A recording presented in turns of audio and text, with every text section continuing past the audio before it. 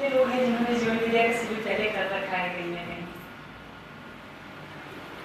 2 4 6 8 10 12 14 16 17 22 23 लोग हैं जिनका बैकग्राउंड पहले से बढ़िया। आप में से कितने लोग हैं जो इस संस्थान के आसपास से हैं, मतलब यहाँ या बिजनौर आसपास?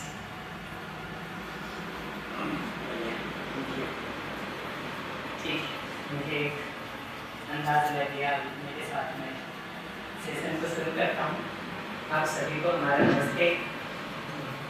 ये जो पूरा मध्य दर्शन संस्कृत वार्ड का शिविर है, या जिसको हम सामान्य रूप से शिविर के नाम से जानते हैं, ये शिविर वस्तुतः एक आदमी की तरह जी सके, अपने संबंधों में तृप्ति के साथ जी सके, अपने मन को, अपने विचार को, अपने भाव को व्यवस्थित रख सके, समाज में कुछ सार्थक भागीदारी कर सके, प्रकृति के साथ भी एक हार्मनी के साथ, एक व्यवस्था के साथ, एक संतुलन के साथ, एक पूरकता के साथ जी सके, उसका पूरा विस्तार।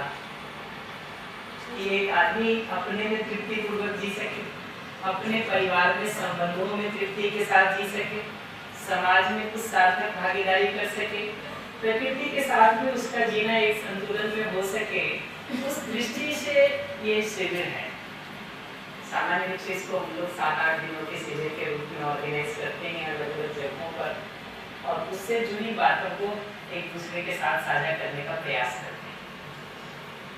तो चर्चा को शुरू करते हैं हम लोग, और 1 बजे लंच ब्रेक कर लेंगे, ठीक है? कल से क्या सेशन हम सुबह 9 बजे स्टार्ट कर सकते हैं? कल से 9 बजे कर सकते हैं, ठीक है? तो कल से सेशन 9 बजे का कर लेंगे।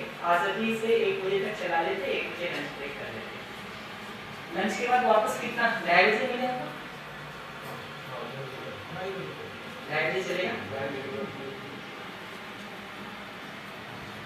हो जाएगी तब तक भोजन और बाकी व्यवस्था।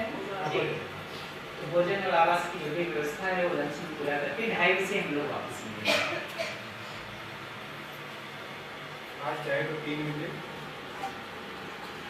जी, आज चाहे तो 3 बजे जैसा कि तो मैं जितनी भी बात यहाँ पर कर रहा हूँ, यहाँ तक हमारे पहुँचने में, इन बातों को समझने में, इसको अपने जीने में लाने में बहुत सारे लोगों का सहयोग है। तो इससे भी एक आदमी का बच्चा बड़ा होता है, तो आप देखिएगा बचपन से लेकर के बड़े होने तक में, भाषा सीखने तक में, कुछ चीज़ों को समझने में, जीने में बहुत सारे लोगों का उसको योगदान मिलता है। एक आदमी के बच्चे को अगर माता पिता से लेकर के, घर परिवार से लेकर के, स्कूल कॉलेज से लेकर के, ये समाज के बहुत सारे लोगों का, परिवार और समाज के बहुत सारे लोगों का योगदान न मिले तो बच्चा बड़ा भी ना होता है। तो कृतज्ञता अपने में आती ही है, ग्रेटिट्यूड अपने में आता ही है, अगर हमको दूसरे से मिलने वाले सहयोग दिखाई देते। आपसे अगर मुझे अपनी जिंदगी में सहयोग दिखाई देता है कि आपने हमारी जिंदगी के लिए बहुत सारा सहयोग दिया है, तो आपके प्रति स्वाभाविक रूप से हमारे अंदर कृतज्ञता का, ग्रेटिट्यूड का भाव आता है। तो कृतज्ञता या ग्रेटिट्यूड कोई जबरदस्ती पैदा की जाने वाली चीज नहीं कि तुम हमारे प्रति कृतज्ञ हो, ऐसा दावा नहीं किया जा सकता, ऐसी जबरदस्ती भी किसी के साथ नहीं की जा सकती। लेकिन दूसरी तरफ से ये बात भी दिखता है कि अगर आपको हमारी जिंदगी से सहयोग दिखाई देता है, हमको अगर आपके करने से अपनी जिंदगी में सहयोग दिखाई देता है, तो आपके प्रति स्वाभाविक रूप से कृतज्ञता आती ही है, ग्रेटिट्यूड आता ही है। तो मुद्दा कृतज्ञता को जबरदस्ती पैदा करने का नहीं, मुद्दा दूसरों से मिलने वाले सहयोग को अपनी जिंदगी में देख पाने का। कहाँ किन लोगों से हमको हमारी जिंदगी के बेहतर जीने में सहयोग मिला है, उस सहयोग को देख पाना मुख्य बात है। तो उस दृष्टि से अगर मैं अपनी यात्रा को देखता हूँ, तो उन सभी मनुष्यों के प्रति जिन्होंने मानवीयता को समझने, जीने और समाज में स्थापित करने का प्रयास किया है, उनसे हमारा प्रत्यक्ष या अप्रत्यक्ष रूप से सहयोग मिलता ही है। मैं आज भी सोचता हूँ कि आज अगर हम लोग एक प्रोजेक्टर लगा के, माइक लगा के, पंखा चला के, लाइट जला के बात कर रहे हैं एक दूसरे से, तो ये कोई एक दिन का काम नहीं है। किसी ने अलग अलग जगह पर अलग अलग तरह से इसमें योगदान दिया है। 100 साल पहले किसी ने लाइट को पहली बार ढूंढने का काम किया। इसी तरह से sound system, camera system, mic system, even हमारा भोजन, पानी, रहना, ये सब में देखेंगे तो धीरे धीरे करके समाज का एक विकास हुआ है, आगे बढ़ने का काम हुआ है। आज अगर हम इतनी सुगमता से बैठ करके इन बातों को कर ले रहे हैं तो हमारे पीछे बहुत सारे लोगों ने अलग अलग तरह से इसमें योगदान दिया है। तो उन सभी लोगों के प्रति जिन्होंने मानवीयता को समझने के लिए, अपने जीने में लाने के लिए और समाज में स्थापित करने के लिए काम किया है, उनके प्रति अपने में कृतज्ञता का भाव होना बहुत स्वाभाविक सा बात है। इस संदर्भ में जब मध्य दर्शन संस्कृतवाद को देखते हैं, जिस पर अभी हम अगले 7 दिनों में चर्चा करने वाले हैं, तो श्रद्धेय ए नागराज जी जिन्होंने इस पूरी बात को समझने का, जीने का और लोगों तक पहुंचाने के काम को शुरू किया है, उनके प्रति कृतज्ञता होना स्वाभाविक सी बात है। मैं अगर अपनी यात्रा को देखूं तो जैसा कि अभी डॉक्टर रंसीलाल जी ने बताया कि मैं कानपुर में मुख्य रूप से IIT में अपनी इंजीनियरिंग करने आया था 2003 में। तो सेकेंड ईयर में 2004 में मेरा इस जीवन विद्या से परिचय हुआ था गणेश वालिया जी के थ्रू। उस समय कानपुर में जैसे ये एक सेंटर है, वैसे कानपुर में भी एक सेंटर है मानवीय शिक्षा संस्कार संस्थान के नाम से। तो वस्तुतः मेरा उस जगह से जुड़ना हुआ और उन्हीं के सानिध्य में अपनी जिंदगी का लगभग 16-17 साल मैंने वहाँ पर 2021 तक लगभग गुजारा है। तो गणेश जी और कानपुर संस्थान के प्रति स्वाभाविक रूप से अपने में कृतज्ञता का होना स्वाभाविक है। वैसे तो इस यात्रा को देखेंगे तो इसके आगे पीछे और बहुत सारे लोगों का भी नाम और योगदान आना बनता है, बट सामान्य रूप से चूंकि मैं अभी मध्य दर्शन संस्कृतवाद की चर्चा करने बैठा हूँ, इसलिए उस संदर्भ में ये 3 कृतज्ञता हमको अपने लिए प्रारंभिक लगती है और स्वाभाविक है। तो इतने के साथ हम चर्चा को शुरू करते हैं।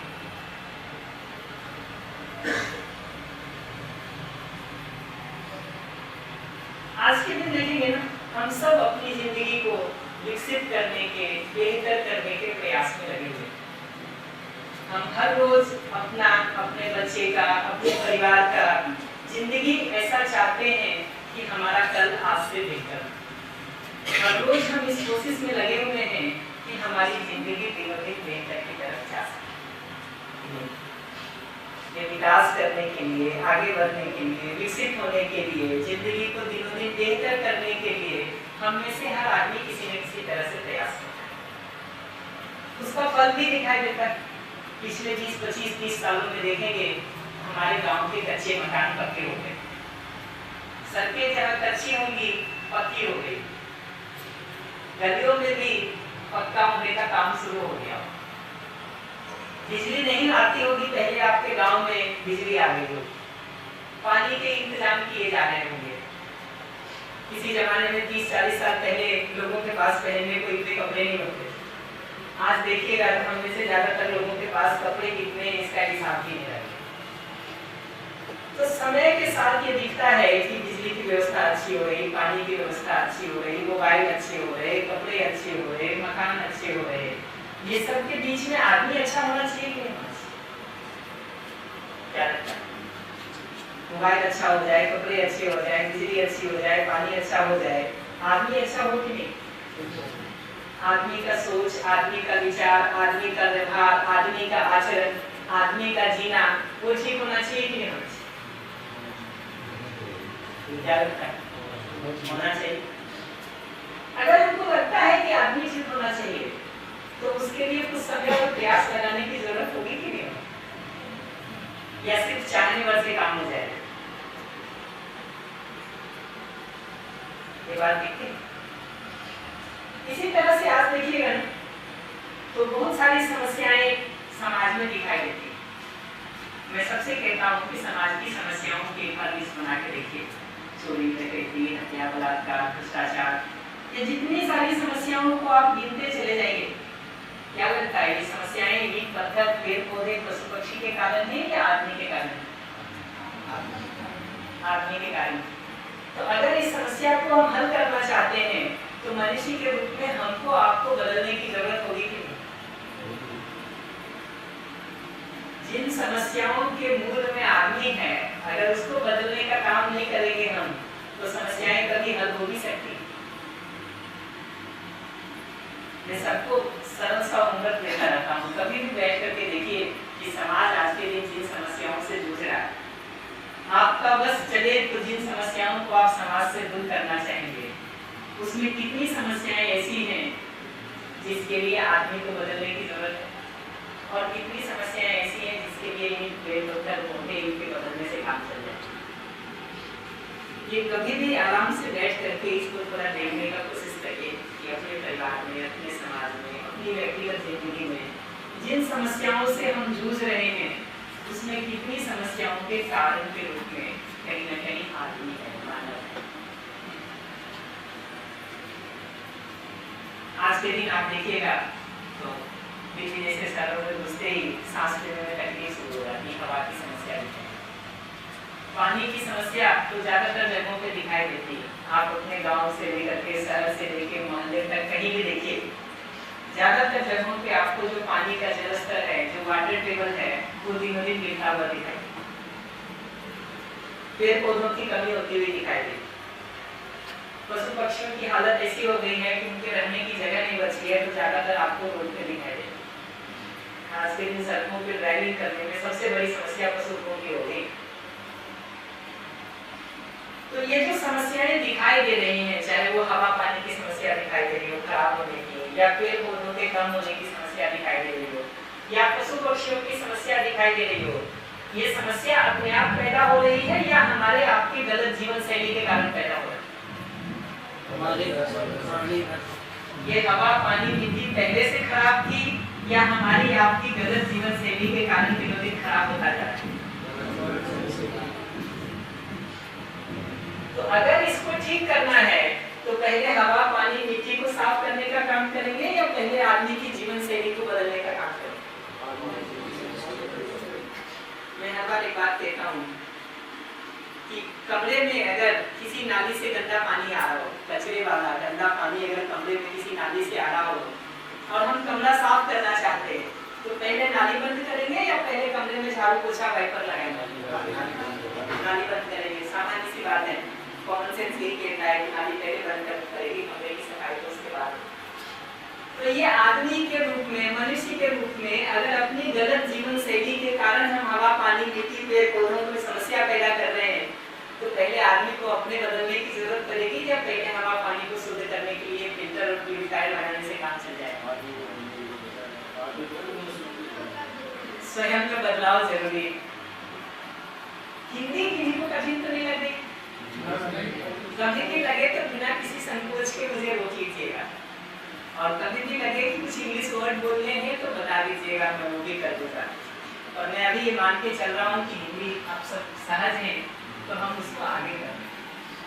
तो पहली दो बिंदुओं में हम इतनी ही बात कह रहे हैं कि विकास की अवधारणा में आदमी को भी विकसित होना जरूरी है, बाकी सब चीजों के विकास के साथ साथ आदमी का भी विकसित होना जरूरी है। अच्छा, अगर हवा पानी प्रदूषित हो जाए तो समस्या किसको है? हवा पानी को है कि आदमी को है? ये दिखना भी जरूरी है कि हवा पानी को अगर हम खराब कर रहे हैं तो उसकी जो समस्या भी झेलनी पड़ती है वो हमको आपको ही झेलनी पड़ेगी। हवा को प्रॉब्लम नहीं है खराब होने से, पानी को खुद प्रॉब्लम नहीं है प्रदूषित होने से, झेलना तो हमको आपको पड़ेगा कि पीने की पानी और सांस लेने के लिए शुद्ध हवा नहीं मिलती। तो मनुष्य के रूप में हमको विकसित होना जरूरी है, और जो समस्याएं आज के दिन समाज में दिखाई देती है उसमें से अधिकांश समस्याओं के मूल में आदमी का, मानव का गलत जीना दिखाई देता है। तो अगर मनुष्य के रूप में हम अपने को व्यवस्थित करने का, संतुलित करने का, ठीक जीने का काम नहीं करेंगे तो समाज की समस्याएं तो हल नहीं हो सकती, परिवार की समस्याएं हल नहीं हो सकती, इवन हमारी जिंदगी की अपनी समस्याएं भी हल नहीं हो सकती। ये समझना जरूरी है। तो हम इतनी चर्चाओं के सार में सिर्फ एक वाक्य कह रहे हैं कि विकास की इस दौर में आदमी का स्वयं को भी विकसित करना चाहिए। जिंदगी को बेहतर करने की दौर में बाकी पूरे समाज व्यवस्था, परिवार, सुविधा, इन सबको बेहतर करने की दौर में मानव के रूप में हमको स्वयं को भी बेहतर होना चाहिए। ठीक है ये बात?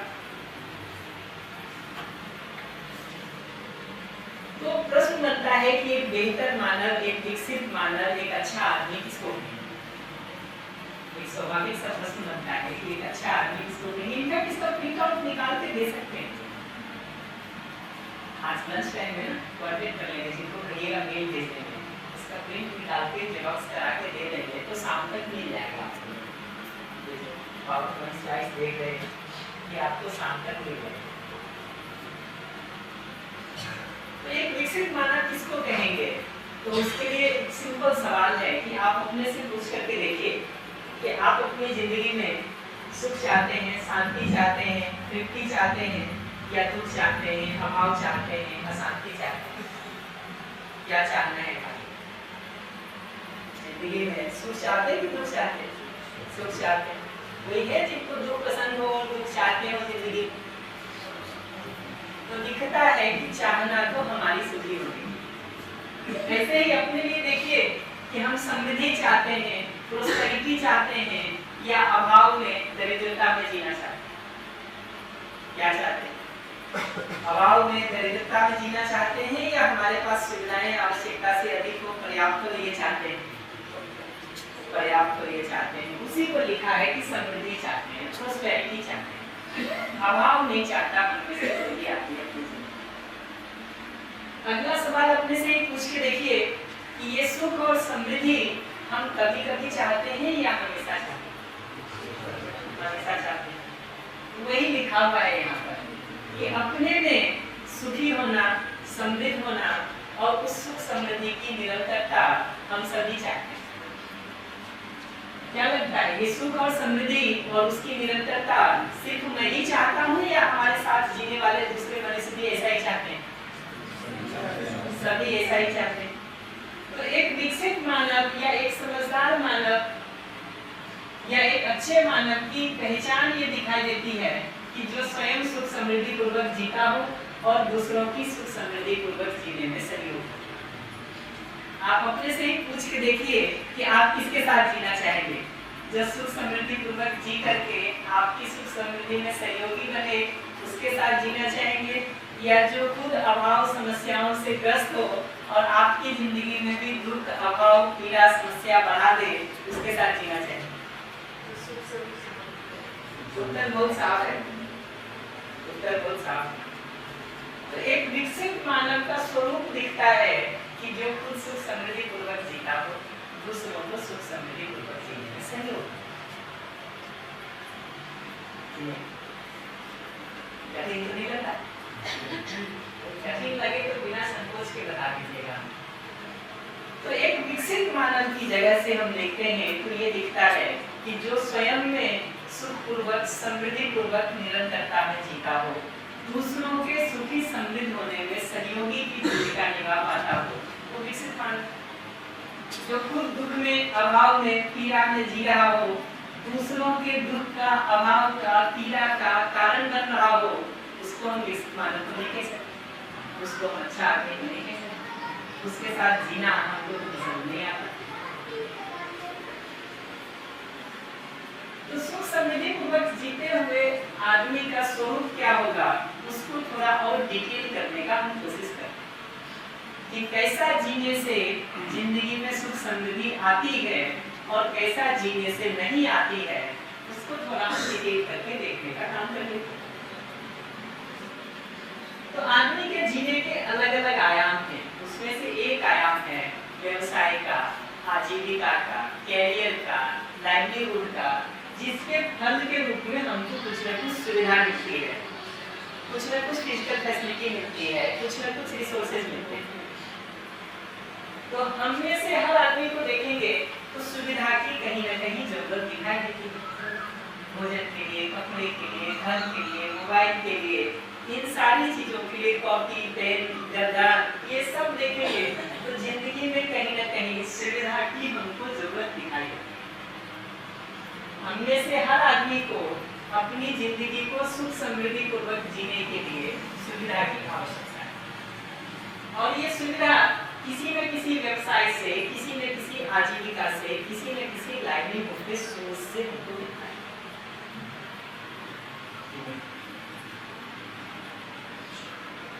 और ये दिखता है कि सुविधाओं के बिना हम अपनी जिंदगी जीने की कल्पना भी नहीं कर सकते। भोजन के बिना, कपड़े के बिना, घर के बिना अपनी जिंदगी को हम ठीक ढंग से नहीं जी पाएंगे। समस्याएं हमेशा हमारे मानस में बनी ही रहेगी। अगर भोजन की समस्या हो, कपड़े की समस्या हो, घर की समस्या हो, तो हमारी जिंदगी अभाव से ग्रस्त रहेगी। हम दुख में, परेशानी में फंसने ही वाले। तो आदमी के व्यवस्थित होने के लिए एक जरूरत दिखाई देती है सुविधा की, कि हमारी अपनी जिंदगी में आवश्यकता से अधिक सुविधा हमारे पास हो सके, इसकी जरूरत है। अब ये सुविधा दो तरह से इकट्ठा किया जा सकता है। एक है कि प्रकृति में जो उत्पादन के नियम हैं, हवा, पानी, मिट्टी, पेड़ पौधे, पशु पक्षी, इन सब के साथ हार्मनी में, व्यवस्था में, प्रकृति के नियमों का ध्यान रख करके हम अपनी आवश्यकता से अधिक सुविधा का उत्पादन करें, ये ठीक है। या प्रकृति के नियमों को तोड़ करके अधिक से अधिक सुविधा इकट्ठा करने की कोशिश करें, ये ठीक है। ऊपर वाला सही है। तो ये दिखता है कि प्रकृति के नियमों का ध्यान रख के जब हम आवश्यकता से अधिक सुविधा का उत्पादन करते हैं तो हमारी भी समृद्धि होती है, हम भी अभाव से मुक्त होते हैं और प्रकृति भी बेहतर बनी रहती है। इसके विपरीत अगर हम प्रकृति के नियमों को तोड़ करके अधिक से अधिक सुविधा इकट्ठा करना चाहते हैं तो इस प्रक्रिया में प्रकृति दिनों दिन खराब होती है। प्रकृति दिनों दिन खराब। अच्छा, प्रकृति खराब होगी तो लौट करके हमको समस्या होने ही वाली है, क्योंकि हमारी सारी सुविधाएं तो हमको प्रकृति से ही मिलती है। भोजन कहाँ से आता? पैसे से ही, प्रकृति से। दूध कहाँ से आता? गाय देती कि मदर डेयरी और अमूल पराग देते हैं? ये पहचानना जरूरी है कि अमूल पराग और मदर डेयरी दूध नहीं देते हैं। दूध तो गाय देती है, दूध तो भैंस देती है। तो गाय ठीक रहेगी, भैंस ठीक रहेगी तो दूध ठीक मिलेगा। गाय ठीक नहीं हो, भैंस ठीक नहीं हो तो अमूल की दुकान खुल जाने से या पराग डेयरी की दुकान खुल जाने से दूध नहीं मिलने वाला। घर में अगर हम अपने बैठने के लिए सोफा यूज करते हैं, कुर्सी यूज करते हैं, टेबल यूज करते हैं, ये सोफा, कुर्सी, टेबल सिर्फ पैसे से आ जाता है या उसके लिए सामान कहीं ना कहीं प्रकृति से लेते हैं, चाहे लकड़ी के रूप में, चाहे प्लास्टिक के रूप में। तो ये समझना जरूरी है कि सुविधा हमको जो भी मिलती है वो सबका कोई न कोई कच्चा माल हम प्रकृति से ही लेते हैं। पैसे से हमको सुविधाएं नहीं मिल जाती। पैसे से तो इतना ही हो सकता है कि सुविधा एक जगह से दूसरी जगह पहुंच जाए। प्रकृति में अगर लकड़ी नहीं हो तो हम लकड़ी की कुर्सी या टेबल नहीं बना सकते। प्रकृति में अगर लोहा नहीं बचे तो हम लोहे का सामान नहीं बना सकते। प्रकृति में अगर कोयला नहीं हो तो हम कोयले का प्रयोग नहीं कर सकते। तो ये दिखना जरूरी है कि ये जो सुविधाएं मिलती हैं हमको, ये हमको कहीं ना कहीं प्रकृति से मिलती है। अगर उस प्रकृति को ही हम खराब करने का काम करेंगे नियमों को तोड़ करके, तो दोनों समस्या होने वाली है। प्रकृति में पॉल्यूशन होने वाला है, नेचर में पॉल्यूशन होने वाला है और हमको रिसोर्सेज का अभाव होने वाला है। बहुत ही जल्दी हमको रिसोर्सेज का अभाव होने वाला है और नेचर में पॉल्यूशन। तो उतनी ही बात यहाँ लिखी हुई है अगले में। उसके पहले एक सवाल और पूछ लेता हूँ कि आप अपने से पूछ करके देखिए कि आपके घर परिवार में सुविधाओं का सदुपयोग होता रहता है तब आपको ठीक लगता है, या सुविधाओं का दुरुपयोग होता है तब आपको ठीक लगता है?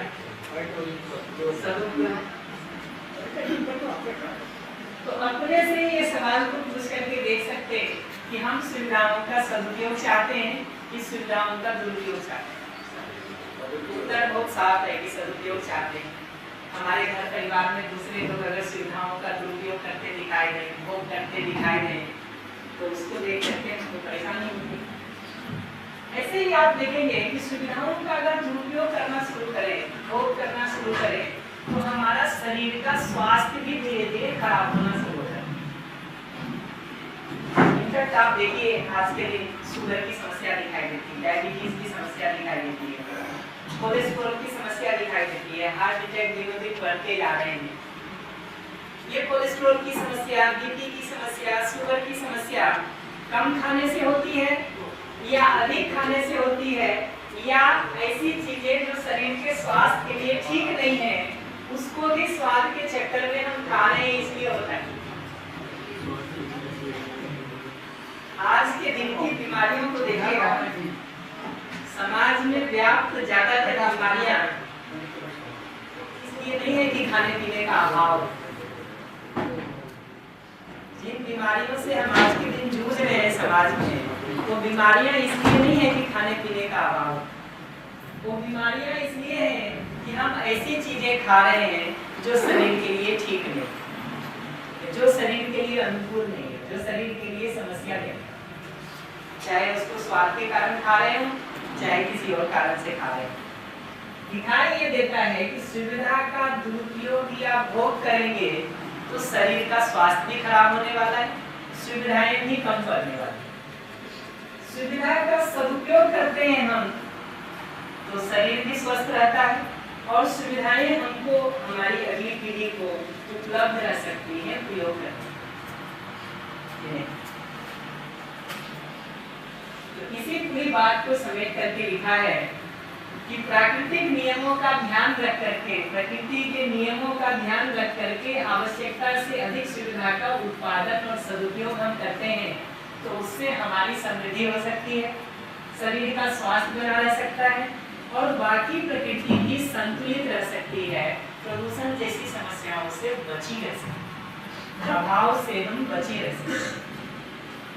तो व्यवसाय की जगह पर अब आप लौट के देखिए कि एक विकसित मानव या एक अच्छा मानव किसको कहें, जो प्रकृति के नियमों का ध्यान रख करके आवश्यकता से अधिक सुविधा का उत्पादन करता हो, उसका सदुपयोग करता हो, इस आधार पर खुद समृद्ध रहता हो, शरीर स्वस्थ रहता हो, शेष प्रकृति भी संतुलित रहती हो, उसको हम अच्छा मानव कहेंगे। या जो नियमों को तोड़ करके सुविधा का अधिक से अधिक संग्रह करता हो, सदुपयोग के बदले दुरुपयोग और भोग करता हो, उसके फल के रूप में खुद भी अभावग्रस्त रहे, शरीर का स्वास्थ्य भी खराब हो जाए और प्रकृति भी असंतुलित हो जाए, इसको हम अच्छा आदमी कहेंगे। या जो नियम पूर्वक आवश्यकता से अधिक उत्पादन करता हो, सदुपयोग करता हो, उसको हम अच्छा आदमी कहेंगे। प्रश्न क्लियर? उत्तर साफ है? बढ़िया। तो जीने का एक आयाम देखेंगे आदमी का, तो व्यवसाय का, सुविधा का आयाम देखेंगे। ये आदमी के जीने का एक डायमेंशन है, एक आयाम है। और कौन से आयाम है आदमी के जीने के? तो आदमी के जीने का एक दूसरा आयाम व्यवहार दिखाई। हमने से हर आदमी किसी न किसी दूसरे मनुष्य के साथ कुछ न कुछ व्यवहार करता ही। आप अपने से पूछ के देखिए कि दूसरा मनुष्य जो आपके साथ व्यवहार कर रहा है, उस व्यवहार में आप न्याय चाहते हैं कि अन्याय चाहते हैं? क्या चाहते हैं? न्याय चाहते हैं। तो न्याय पूर्वक व्यवहार मानवीय व्यवहार है, एक विकसित मानव का, एक अच्छे मानव का व्यवहार। अन्याय के साथ जीना अमानवीय व्यवहार है, गलत आचरण है, गलत व्यवहार है। इस न्याय की उपयोगिता को, महत्व को, सार्थकता को देखने के लिए मैं 2-3 प्रश्न पूछ लेता हूँ, उससे आपको इस व्यवहार का महत्व समझ में आएगा और सुविधा से ये कैसे अलग है वो बात भी देखने शुरू। जैसे गर्मी की समस्या लगती है तो हम पंखा चला देते हैं तो समस्या हल हो जाती है, कूलर चला लेते हैं वो समस्या हल हो जाती है, एसी चला लेते हैं वो समस्या हल हो जाती है। ठंड लग रहा हो हम हीटर चला लेते हैं, ठंडे की समस्या हल हो जाती है। खाने पीने के इंतजाम नहीं हो हम भोजन ले आते हैं, वो समस्या हल हो जाती है। बैठने की समस्या हो हम कुर्सी ले आते हैं, सोफा ले आते हैं, बैठने की प्रॉब्लम हल हो जाती है, गद्दे बिछा देते हैं, प्रॉब्लम हल हो जाती है। लेकिन उसी एसी कमरे में बढ़िया सोफा पर बैठे हुए हम जो 4 लोग बैठे हुए, एक दूसरे के साथ विरोध हो, ईर्ष्या हो, मनमुटाव हो, घृणा हो, झगड़ा हो, तनाव हो, तो इसी कमरे में सोफे पर बैठ करके परेशान होते हैं। एक एसी और लगा दें तो ये प्रॉब्लम हल हो जाएगी क्या? नहीं होगी। सोफा पुराना है उसको बदल करके नया खरीद के लिए आए, ये प्रॉब्लम हल हो जाएगी क्या? नहीं होगी।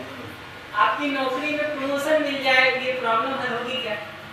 व्यापार थोड़ा मंदा चल रहा हो तो और थोड़ा बेहतर हो जाए, ये प्रॉब्लम हल होगी क्या? नहीं। क्यों नहीं हल होगी? क्योंकि इसमें से कोई भी समस्या सुविधा से जुड़ी हुई समस्या नहीं। सुविधा से जुड़ी हुई समस्या को तो हम सुविधा से दूर कर सकते हैं। तो भोजन की समस्या सुविधा और पैसे से दूर हो सकती है। कपड़े की समस्या, घर की समस्या, गर्मी ठंडी की समस्या तो सुविधा और पैसे से दूर हो सकती है। लेकिन ये जो संबंध में एक दूसरे के साथ व्यवहार की समस्या है, ठीक नहीं जीने की समस्या है, इस समस्या के ठीक होने के लिए तो कहीं न कहीं हमको संबंध में व्यवहार ही ठीक करने की जरूरत है। संबंध में व्यवहार ठीक हुए बिना सुविधा अधिक होने से इतना ही फर्क पड़ेगा कि पहले हम कच्चे मकान पे एक दूसरे से लड़ रहे थे, अभी पक्के मकान पे लड़ रहे हैं। पहले जमीन पे बैठ के लड़ रहे थे, अभी सोफा पे बैठ के लड़ रहे हैं। पहले गांव के किसी कोने में हमारा घर होगा, वहां लड़ रहे होंगे, अभी शहर में पॉश एरिया में अपना 3 BHK का मकान लेके वहां भी लड़ सकते हैं। ये दिखना जरूरी है कि व्यवहार की समस्या व्यवहार के ठीक होने से ही ठीक होगी, सुविधा से ठीक नहीं हो सकती।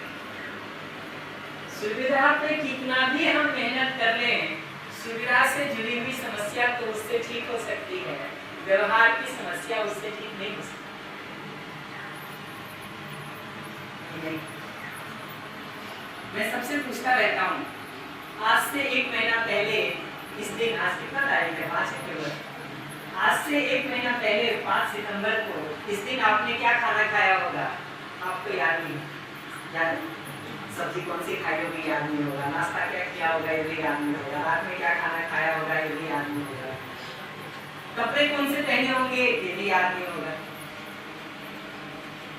कहाँ थे उसके लिए भी दिमाग में बहुत जोर डालना पड़ेगा। तो ये दिखाई देता है कि 1 महीना पहले का भोजन हमको नहीं याद, कपड़ा हमको नहीं याद। लेकिन साल भर पहले भी अगर किसी ने आपका व्यवहार में अपमान किया, आपको नीचा दिखाया, आपके साथ विरोध किया हो, आपके साथ झगड़ा किया हो, आपके साथ ईर्ष्या की हो, आपको अपशब्द कहा हो, आपको ऐसी बात कही हो जिससे आपके मन को चोट लगी हो, साल भर पहले भी वो घटना हुई हो तो याद रहती कि नहीं याद रहती है? तो ये दिखता है कि सुविधा के अभाव से होने वाली समस्या को तो हम फिर भी भूल जाते हैं, लेकिन संबंध के व्यवहार में लगने वाले चोट को हम सालों साल याद रखते हैं। आप देखिएगा कभी भी झगड़ा शुरू हो ना, पति पत्नी के बीच का झगड़ा हो, भाई भाई के बीच का झगड़ा हो, मित्र मित्र के बीच का झगड़ा हो, झगड़ा अभी की किसी घटना से शुरू होता है, लेकिन जब वो याद दिलाना शुरू करेंगे एक दूसरे को ना, तो जिस पहले दिन मिले होंगे ना वहां तक की सारी बात की ना, तो उससे ये दिखता है कि व्यवहार में लगने वाली चोट, व्यवहार के कारण होने वाली पीड़ा हमको अंदर तक सालती रहती है, परेशान करती रहती है, हम उसको भूल नहीं पाते। सुविधा के अभाव में होने वाली समस्याओं को तो हम फिर भी भूल जाते हैं, लेकिन संबंध में व्यवहार में होने वाली समस्याएं हमारे अंदर लंबे समय तक पीड़ा देती हैं। तो सार में हम इतना ही कह रहे कि सुविधा होना तो जरूरी है, संबंध में व्यवहार का ठीक होना भी उतना ही जरूरी है, बल्कि कई मामलों में उससे ज्यादा जरूरी दिखाई देता है। मैं सबको एक बात कहना रहता हूँ, आप अपनी जिंदगी के दुखों को पलट करके देखिए, पिछले 10 साल, 15 साल, 20 साल, 50 साल, 60 साल, जितनी भी आपकी उम्र हो, उसमें पीछे जाके देखिए कि आपको जब कभी भी दुख हुआ, पीड़ा हुई, परेशानी हुई, उसमें कितना दुख, पीड़ा और परेशानी इस बात का था कि खाने पीने, पहनने, रहने को नहीं मिला, उस बात की परेशानी थी, और कितनी परेशानी व्यवहार से जुड़ी हुई है कि दूसरे मनुष्य ने हमारा अपमान किया, हमारा नीचा दिखाया, हमको विरोध किया, हमारे साथ ऊंची आवाज में बात करी, हमको डांट दिया, इसका सारा दुख लौट के इस बात को देखा जाए कि कौन सा दुख ज्यादा है, सुविधा के अभाव के कारण जिंदगी में दुख और समस्याएं ज्यादा हैं, या संबंध में एक दूसरे के साथ व्यवहार हम ठीक से नहीं जी पा रहे उसके कारण समस्याएं ज्यादा हैं। इसको पलट के देखा, प्रश्न क्लियर है? बहुत अधिक हो घर में, संबंध एक दूसरे के साथ ठीक नहीं हो, व्यवहार एक दूसरे के साथ ठीक नहीं हो, तो उसी सुविधा के बंटवारे में कौन अधिक हिस्सा लेगा, इसको लेकर के हम एक दूसरे से झगड़ा। और ये झगड़ा कोई हमारे आपके घरों में ही दिखता है, ऐसा नहीं, जो अरबों कमा दिए हैं ना, उनके घरों में भी सुविधा के बंटवारे को लेकर के झगड़ा दिखाई। जिन्होंने अरबों खरबों की संपत्ति इकट्ठा कर लिया, उनके घरों में भी संबंध अगर ठीक नहीं है तो सुविधा के बंटवारे को लेकर के झगड़ा होता हुआ दिखाई। बड़े बड़े उदाहरण आज के लिए बड़े बड़े उदाहरण उपलब्ध है, देश से लेकर विदेश तक। तो मुख्य बात समझने की यह है कि व्यवहार के ठीक होने के लिए मनुष्य मनुष्य के बीच संबंधों व्यवहार को ही ठीक करने की जरूरत है। सुविधा से या पैसे से ये व्यवहार ठीक होने वाला काम नहीं हो सकता। पैसे से ये तो हो सकता है कि हम घर में एसी लगा, पैसे से ये तो हो सकता है कि हम कूलर लगा, पैसे से ये तो हो सकता है कि हम एक घर खरीद लें, पैसे से ये तो हो सकता है कि हम सोफा खरीद लें, कपड़े खरीद लें। लेकिन बढ़िया मनपसंद कपड़ा पहन के भी, अच्छे सोफे पर बैठे होकर के भी, एसी कमरे में 19 डिग्री के टेम्परेचर में बैठे होकर भी जिन 4 लोगों के साथ हम जी रहे हैं, अगर आपस का व्यवहार ठीक नहीं है, एक दूसरे के प्रति भाव ठीक नहीं है, तो हमारे दुखी होने की गारंटी। तो एक विकसित मानव की दूसरी पहचान ये दिखाई देती है कि वो न्यायपूर्वक व्यवहार करता है, और इस न्यायपूर्वक व्यवहार को करते हुए खुद भी सुखी रहता है, जिसके साथ जीता है उसके भी सुखी होने में सहयोग करता है। आप खुद ही अपने से पूछ के देखिए, मैं आपके साथ न्यायपूर्वक व्यवहार करूं तब आपको अच्छा लगता है, या मैं आपके साथ अन्यायपूर्वक जीऊं तब आपको अच्छा लगता है? उत्तर बहुत साफ।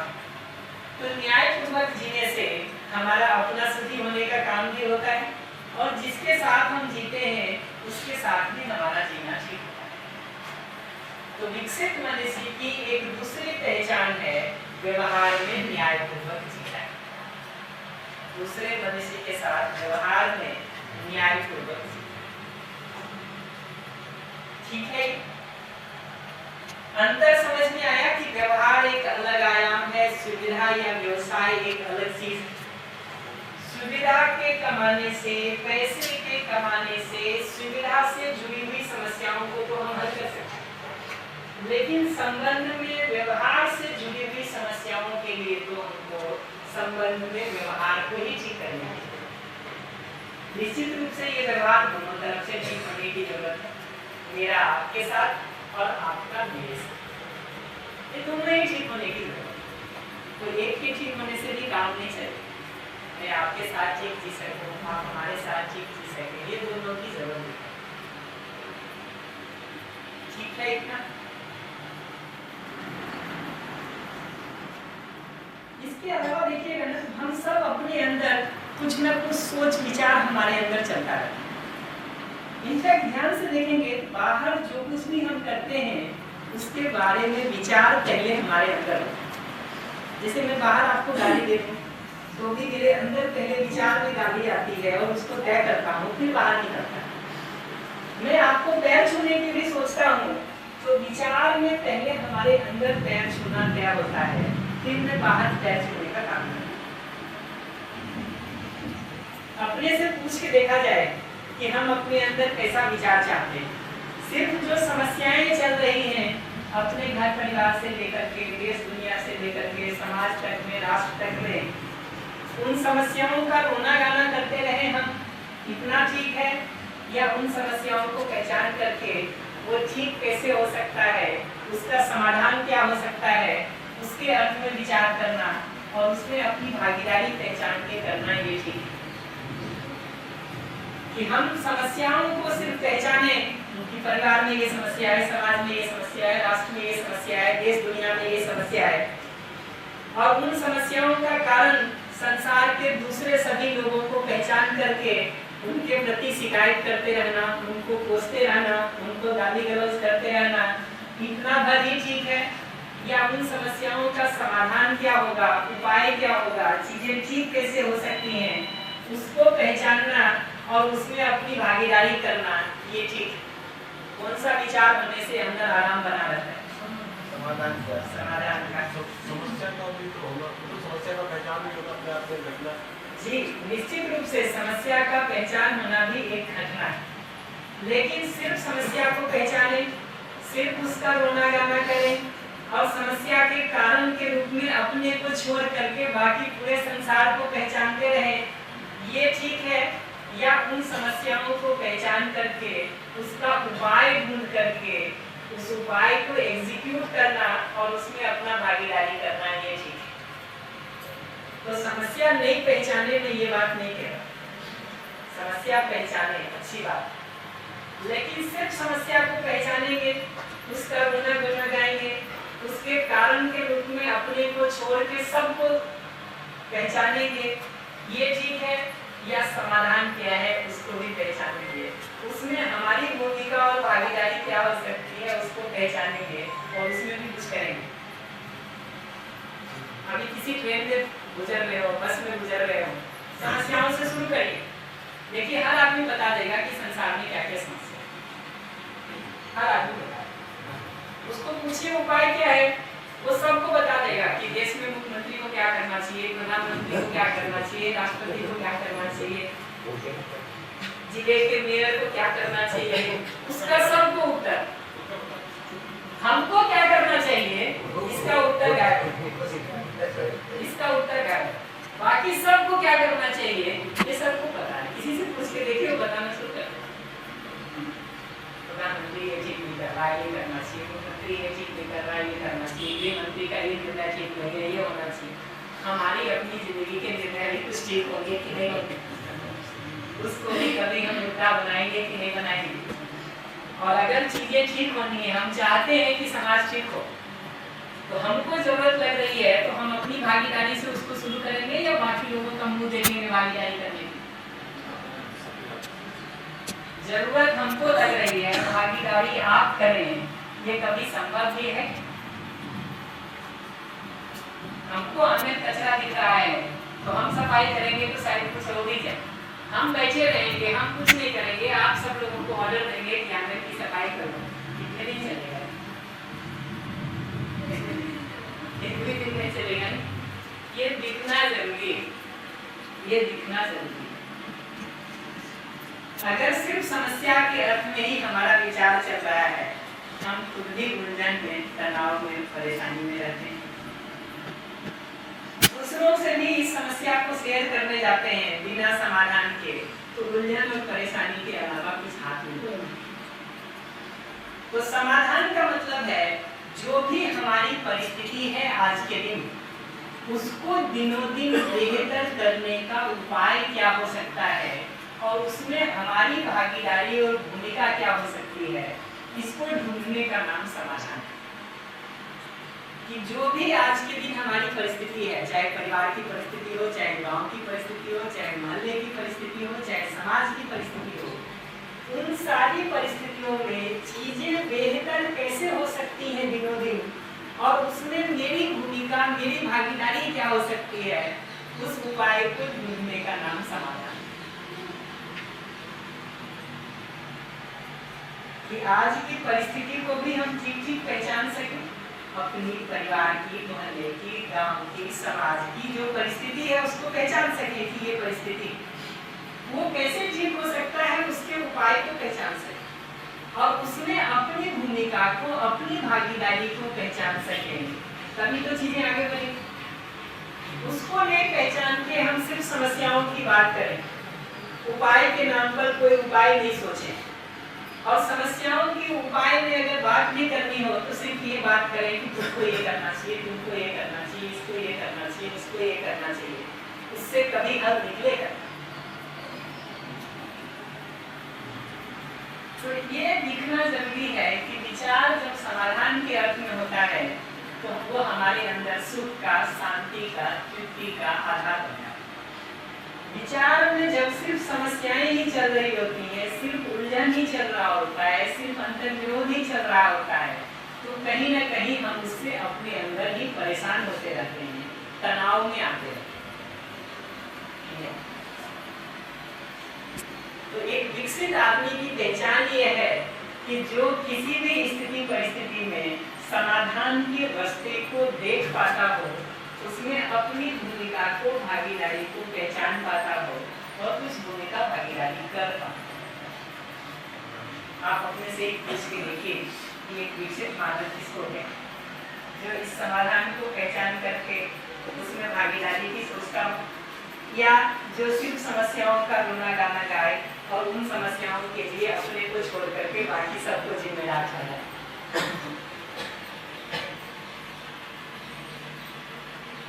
सर आपकी बात सही है। एग्जाम्पल क्या, इसको थोड़ा सा जैसे एग्जाम्पल से मान लो कोई सर गाँव है, कोई विलेज है, अगर वहाँ की रोड खराब है, अब मान लो अगर मैं गाँव का हूँ, है ना, तो अगर मैं चाहूँगी कि ये रोड बहुत टाइम से खराब है, ये रोड सही हो जाए, तो मैं अपने लेवल पे क्या करूँ, मैं क्या कर सकता हूँ अपने लेवल पे, जैसे आपने बताया थोड़ा सा सर एग्जाम्पल।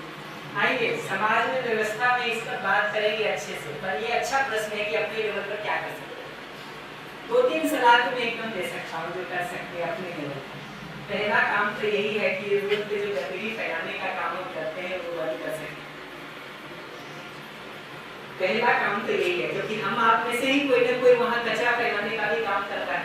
हम आप में से ही कोई ना कोई गलत तरीके से प्रयोग करके सड़क को टूटने में भागीदारी भी दे रहे हैं। तो पहला जगह तो वही है। दूसरा जगह आप पूछेंगे तो और लोगों के साथ एक चर्चा और संवाद धीरे धीरे शुरू होने की जरूरत है कि गांव को बेहतर करने की दृष्टि से हम सभी लोग क्या उपाय कर सकते हैं। क्योंकि सामूहिक चीजों के ठीक होने के लिए कहीं ना कहीं सामूहिक चर्चा और संवाद की जरूरत है। तो दूसरी जरूरत आप पूछेंगे तो वो चर्चा चाहिए, वो संवाद चाहिए, वो डायलॉग चाहिए एक दूसरे के साथ, जहां हम सभी को वो जरूरत दे सकें, उसकी उपयोगिता दे सकें। फिर वो कैसे ठीक हो सकता है, दो में से एक तरीका है, या तो सभी गांव वाले मिलकर के उसको ठीक करें, या कोई सरकारी योजना हो तो उससे ठीक। ये दो ही तो रास्ते हैं। ज्यादातर जगहों पे जो लोग ठीक कर पाए हैं वो इन्हीं दो में से कोई उपाय से कर पाते हैं। कैसे हो? बढ़िया। तो ये दिखता है तीसरी जगह पर कि अगर उसको ठीक करना है तो गांव वालों के श्रम, सुविधा और प्रयास से या तो ठीक हो, या कोई सरकारी योजना है तो उससे ठीक हो। उसमें कौन क्या भूमिका और भागीदारी ले सकता है उसको पहचानने की जरूरत होगी और उसको करने की जरूरत होगी। बस इस पर हम विस्तार करेंगे जब हम समाज की व्यवस्था पर आएंगे तो बात करेंगे। पर इतना पहचानना जरूरी है कि सड़क पर गड्ढे दिख रहे हो तो उसके लिए बैठ करके सुबह से शाम तक दूसरों को पूछते रहना, एक दूसरे को गाली देते रहना इतना अगर पर्याप्त है, या वो सड़क कैसे ठीक हो सकती है इसके उपाय को सोचना और धीरे धीरे उसमें अपनी भागीदारी को पहचान के आगे बढ़ना ही ठीक है। विचार के भी मूल में देखेंगे ना तो हमारे अंदर कोई ना कोई भाव होता है। जैसे अगर मेरे में आपके प्रति स्नेह का भाव है तो आप हमारे घर आते हैं और मेरे मन में आपके प्रति स्नेह का भाव है, तो आप घर आए हैं हमारे, तो कैसे हम आपका अधिक से अधिक ध्यान रख सकते हैं, इस अर्थ में हमारा विचार चाहिए। अगर मेरे मन में आपके प्रति विरोध का भाव हो, अपमान का भाव हो, तो सारा विचार इस अर्थ में चलता है कि अपमान कैसे ठीक से करना, विरोध कैसे ठीक से करना। अगर मेरे मन में आपके प्रति विरोध का भाव है, अपमान का भाव है, ईर्ष्या का भाव है, नफरत का भाव है, तो सारा विचार इस अर्थ में चलता है कि कैसे हम अधिक से अधिक आपका अपमान कर सकें, आपका बुरा कर सकें, हाँ, अपना बेस्ट करें आपके खराब के लिए। तो ये दिखता है कि भाव में अगर अपमान आ गया, विरोध आ गया, द्वेष आ गया, तो विचार इसी अर्थ में चलेगा कि दूसरे का नुकसान कैसे हो जाए, दूसरे का बुरा कैसे हो जाए। भाव में अगर विश्वास है, सम्मान है, स्नेह है, प्रेम है, तो सारा विचार इस अर्थ में चलता है कि सम्मान को कैसे व्यक्त करें, स्नेह को कैसे व्यक्त करें, और उसमें से जो सबसे ठीक तरीका हमको लगता है उस तरीके को हम चुनते हैं।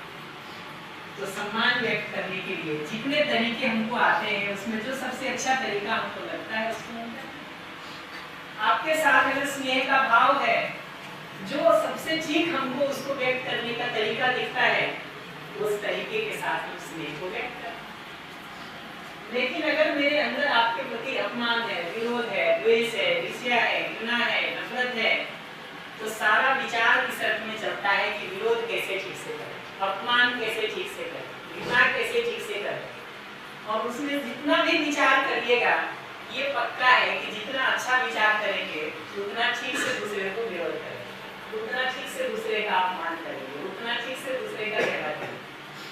तो अगर भाव ही खराब हो गया हमारा तो विचार सारा खराब में जाने ही वाला है।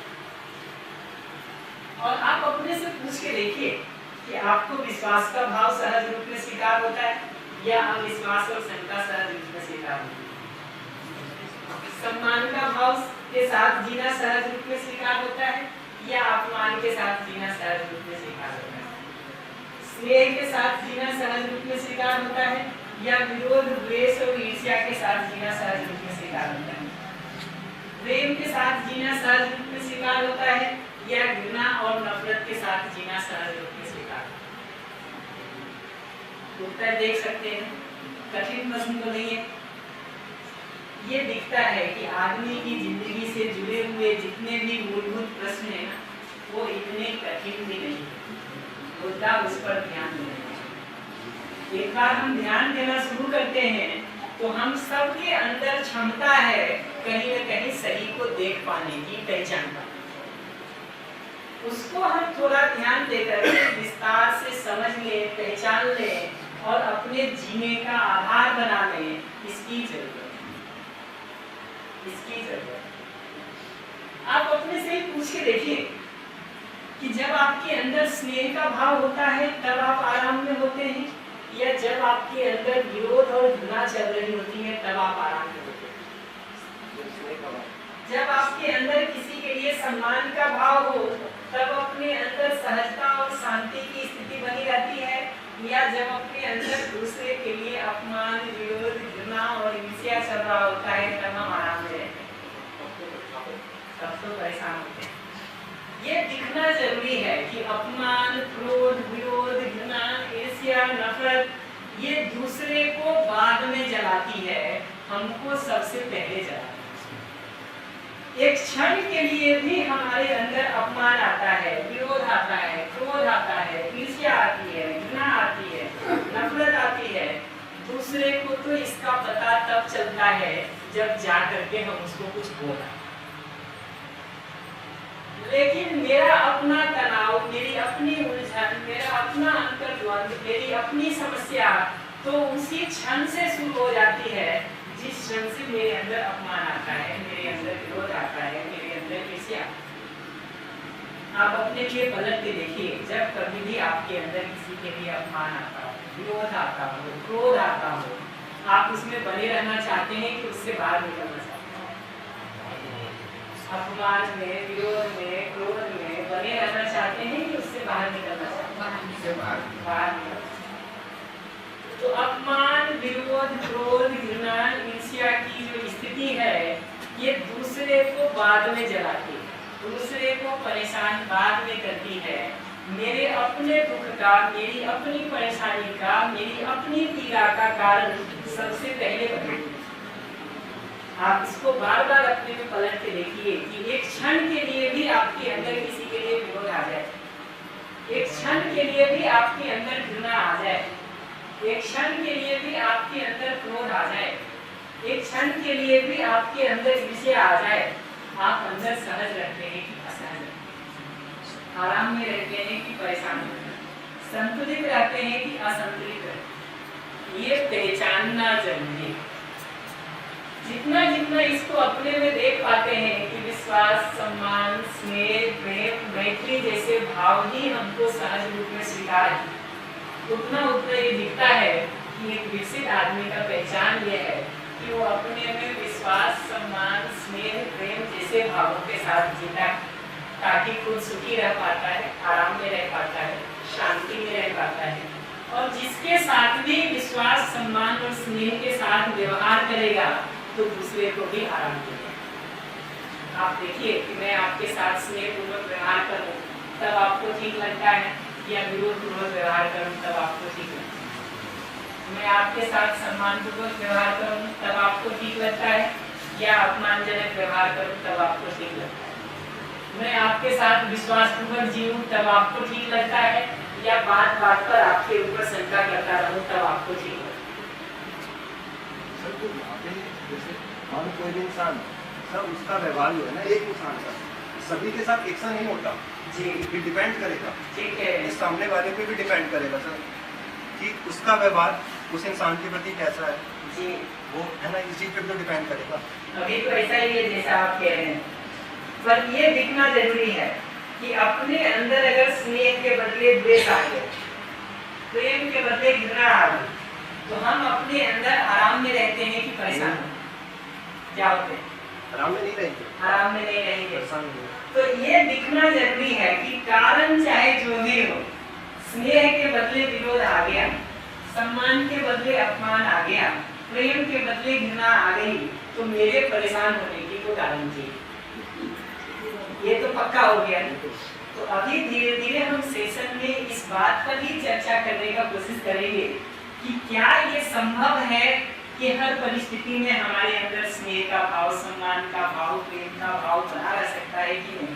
इस पर ही हम आगे धीरे धीरे चर्चा करने का कोशिश करेंगे। अभी तो हम फ्रेम खींच रहे हैं, और ये दिखना जरूरी है कि एक क्षण के लिए भी अगर हमारे अंदर अपमान आ गया, कारण चाहे भले आपका व्यवहार हो, एक क्षण के लिए भी हमारे अंदर स्नेह के बदले द्वेष आ गया, कारण भले आपका व्यवहार है, एक क्षण के लिए भी हमारे अंदर प्रेम के बदले घृणा आ गई, कारण भले आपका व्यवहार है, मेरे दुखी होने की गारंटी है, ये पहचानना जरूरी है।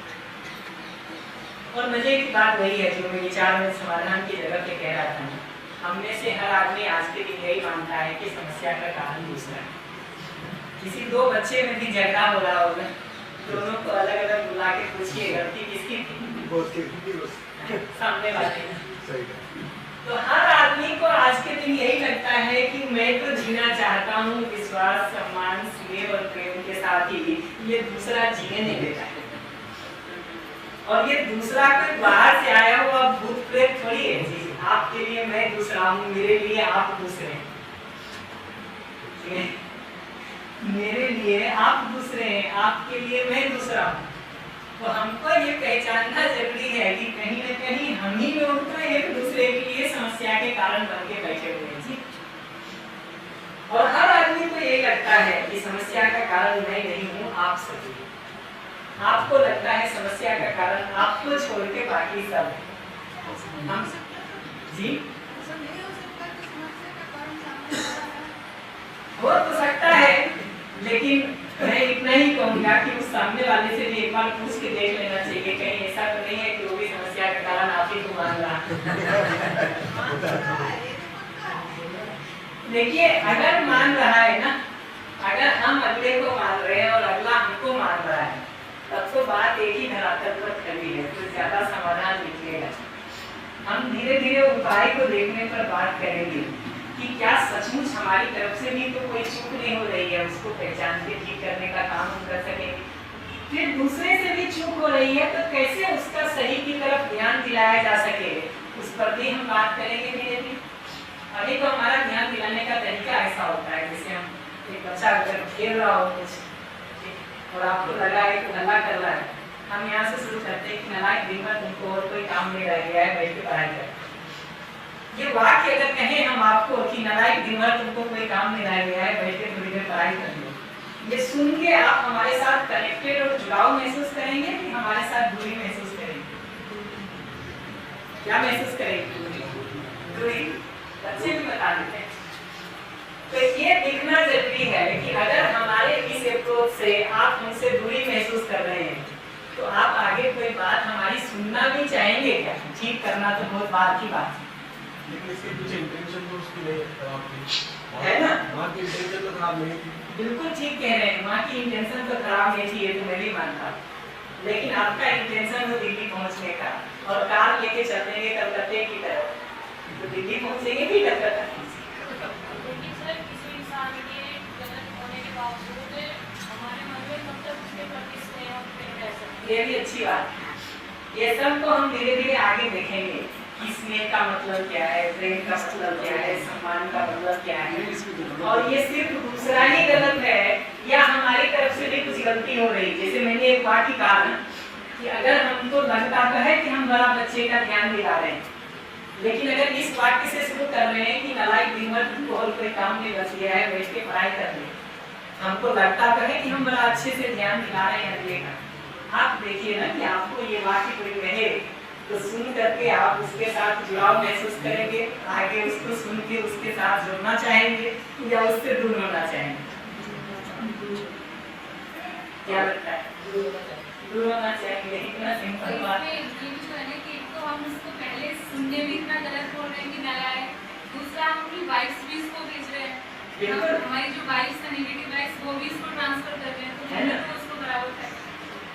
हम शाम को मार्केट से लौट रहे थे, आपने कहा था सब्जी लेके आना, मैं भूल जाऊँ, ठीक, और आप घर आके पहला महीने हमको कहें कि तुमको संसार में सबका ध्यान रहता है, हमको छोड़ के।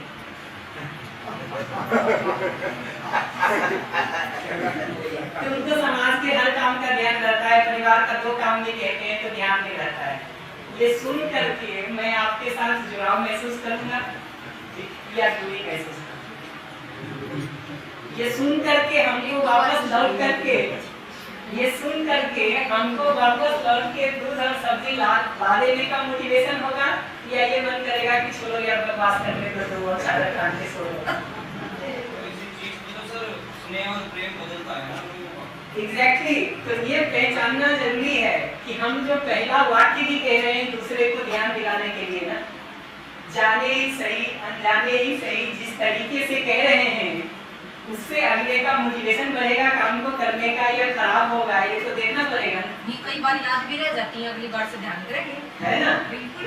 पर एक बार से इसी डांट पड़ जाए तो अगली बार से ध्यान रखिए। यही होता है। आप एक्सपीरियंस मेरी सास ने अगर मेरे को कोई बात बोली है, मैं उसको एक बार में भूल गई, लेकिन दूसरी बार में मेरे याद रहोगी वो चीज। एकदम ठीक है। तो ये पहचानना जरूरी है कि आपको अगर डांट करके कहा जाए तब आपका ज्यादा ठीक से ध्यान जाता है, या स्नेह और सम्मान के साथ कहा जाए तब ज्यादा ठीक से ध्यान जाता है? ये सवाल अपने से पूछ लीजिए।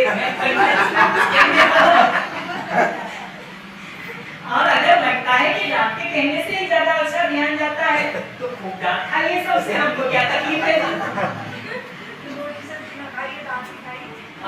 हमको क्या तकलीफ है?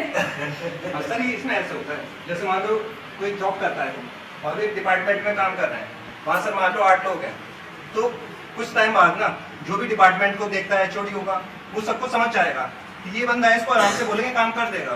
लेकिन कुछ लोग होंगे वो जब तक उन्हें डांटो ना वो काम नहीं करते, उनको बोलना पड़ता है। क्या पता हमारे बारे में भी लोग ऐसा ही मानते हो कि लड़ाई के जाते नहीं सुनते। देखते हैं अभी एक एक करके। मैं तो सिर्फ इतना ही बात अभी कहना चाह रहा हूँ कि किसी भी कारण से अगर अपमान आएगा, विरोध आएगा, क्रोध आएगा, घृणा आएगी, दूसरे के दुख का कारण बाद में बनेगी, अपने दुखी होने की कारण मतलब खुद से शुरू करना है। दूसरे से ऐसे भी नहीं कर सकते जी। मैं बार बार कहता हूँ कि हमको गणित नहीं आता हो, आपको गणित सिखा देंगे, ये संभव है? हमको अंग्रेजी बोलने नहीं आती हो, आपको अंग्रेजी बोलना सिखा देंगे, ये संभव है?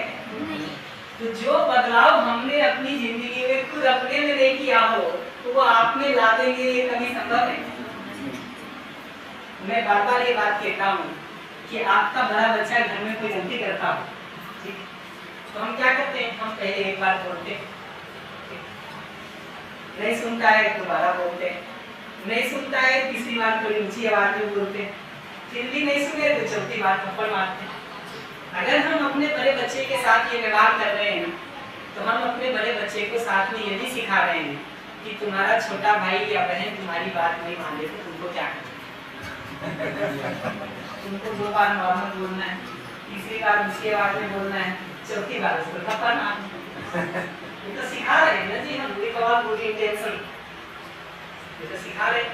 और बच्चा अगर आपसे ज्यादा होशियार होगा तो वो 2 बार कहने को ऊंची आवाज को छोड़ के सीधा थप्पड़ से शुरू करेगा, क्योंकि उसने भी रिसर्च निकाल दिया होगा कि पहले 3 से तो काम हो नहीं रहा है, काम तो चौथे से होता है, तो क्यों समय खराब करें, सीधा थप्पड़ से शुरू करें।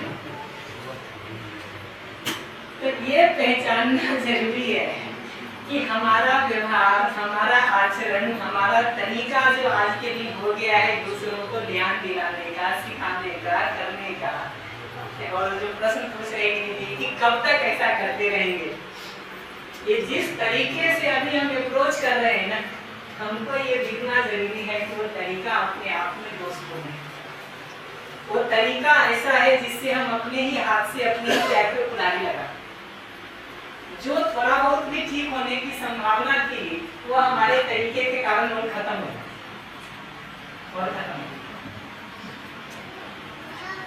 आप का बच्चा कमरे से बाहर निकले, लाइट और फैन जलता हुआ छोड़, आप उसको शुरू करिए कि बेवकूफ, लापरवाह, 3 महीने से कह रहा हूँ तुमको अभी तक तकलीफ सुनाई नहीं दे रही है, बिजली का बिल भरना पड़ेगा तब पता चलेगा तुमको। ये वाक्य सुनने से वो आपके साथ जुड़ाव या संबंध महसूस करता है और उसको लौट के लाइट और फैन ऑफ करने का मन होगा या बाहर जाने का मन होगा, कोई भी बता देता है। इस सारी चीज में एक समस्या है जी। हमको गलती होती मास्टर को पीटे थे और फिर गौरवा थे, पिताजी को पीटते थे, तो उनको पीट पीट के ठीक हुए। तो हमें अपने आप को सुधारने के लिए बहुत समय चाहिए, क्योंकि पिताजी के ठीक हुए। हम आजकल जनरेशन में ये है कि टीचर जो है बच्चे की तरफ आंख निकाल के नहीं देख सकता। ठीक है, आज के जनरेशन से पूछ के देखिएगा किसको ज्यादा ठीक मानती है, अपने आप को कि आपकी वाली जनरेशन को। हम सबको लगता है कि हम ठीक हो गए पीट पीट के, शायद अपनी अगली पीढ़ी को लगता है कि और पिटाई की जरूरत थी, ये ठीक नहीं हो पाया।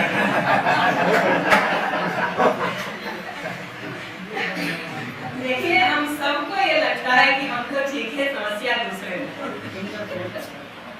जी। हाँ श्योर। पनिशमेंट जो है 2 तरह का होता है, एक तो रिफॉर्मेटिव है जी, एक विंडिक्टिव है जी। तो अगर रिफॉर्मेटिव फॉर्म में उसको दिया जाएगा तो बच्चा ये फील लेता है जी, और विंडिक्टिव फॉर्म में दिया जाएगा तो जी। तो मैं देखिए मैं निष्कर्ष बता दूं, मैं मना नहीं कर रहा हूँ किसी चीज के लिए, मैं इतना ही कह रहा हूँ कि जो आप अपने बड़े बच्चे के साथ कर रहे हैं वही आप उसको सिखा रहे हैं अपने छोटे के साथ करना। तो वो छोटे को बुला के थप्पड़ मारे तो उस समय ये कहने की जरूरत नहीं है कि तुम नालायक हो गए, उस समय ये देखने की जरूरत है कि हमने तुमको ये सिखाया है। हम अभी के लिए तो इतनी ही बात कह रहे हैं, आगे देखेंगे धीरे धीरे कि कैसे चीजें ठीक हो सकती हैं, कैसे ठीक हो सकती है। नहीं सर आप 100% सही हैं, बट हमारी प्रैक्टिस में जो आ गया है, जो परंपरा में मतलब चल पड़ा है, उसको बदलना आसान नहीं है। रिफ्लेक्शन आप सुने होंगे बैगन जी, तो वो रिफ्लेक्शन हमने साइकिल चलाने सीख ली है, तो पहले ये सारा एक्वायर्ड है हमारा हैबिट्स, और वो एक्वायर्ड फिर बदलने के लिए फिर दूसरा एक्वायरमेंट चाहिए। एकदम ठीक कह रहे हैं आप, मैं इस बात से सहमत हूँ कि अभी हमारा आदत और तरीका एक तरह का बन गया है। एक बार अगर हमको ये दिखना शुरू हो जाए, जो मैंने पहले कहा कि एक बार ये दिखना शुरू हो जाए कि भले ही हम बढ़िया रोड पे चलने के अभ्यस्त हो गए हैं, ड्राइविंग भी अच्छी कर रहे हैं, सड़क अच्छी है, लेकिन वो जा रही है कलकत्ता और जाना है हमको दिल्ली, ये बात अगर दिखना शुरू हो जाए ना तो किसी दिन हमारा मन बनेगा ब्रेक लगाने का, गाड़ी वापस मोड़ने का और दूसरे डायरेक्शन में चलने का। मेहनत तो लगती है इसमें, मैं उसको मना नहीं करूंगा, तो पैटर्न बदल रहा है। एग्जैक्टली मैं सहमत हूँ आपकी बात से कि एक पैटर्न हमारा बन गया है। एक बार ये दिखना शुरू हो जाए कि ये जो बना हुआ पुराना पैटर्न है ये हमको भी इरिटेट कर रहा है, परेशान कर रहा है, और दूसरों को भी इरिटेट और परेशान कर रहा है, तो नए पैटर्न पर हम कुछ सोचने का काम शुरू करें। ये नया पैटर्न संभव है कि नहीं, हो भी सकता है कि नहीं, अभी धीरे धीरे हम उस पर बात करेंगे। पर जरूरत तो दिखती है, जरूरत तो दिखती है, उस नए पैटर्न की जरूरत है। पुराने पैटर्न पर चल करके कहीं न कहीं हमारे लिए भी वो तनाव का, पीड़ा का, परेशानी का कारण बनता है, और जिसके साथ हम उस तरह का व्यवहार और आचरण करते हैं उसके लिए भी पीड़ा और परेशानी का कारण बनता है। तो सोचना शुरू करते हैं हम लोग, देखते हैं नए पैटर्न संभव है कि नहीं है। वो सबके साथ देखेंगे ना।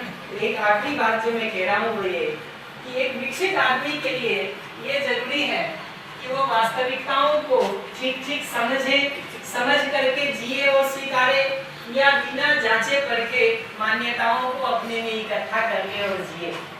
आप अपने से ही पूछ के देखिए कि आप चीजों को जांच परख करके ठीक ठीक समझना चाहते हैं या बिना जांचे परखे कोई कुछ कह दे उसको मान लेना चाहते हैं? क्या चाहते हैं? है ना, होता हमारे साथ सेकंड ऑप्शन है। ये जो कह रहे हैं ना, ये जब बच्चे कह रहे हो ना, तो ये दिखना जरूरी है कि इस वाक्य का मतलब ये है कि वो कह रहे हैं कि बड़े समझदार नहीं होने के बावजूद भी अपनी सारी चीजें हमारे ऊपर थोपते रहते।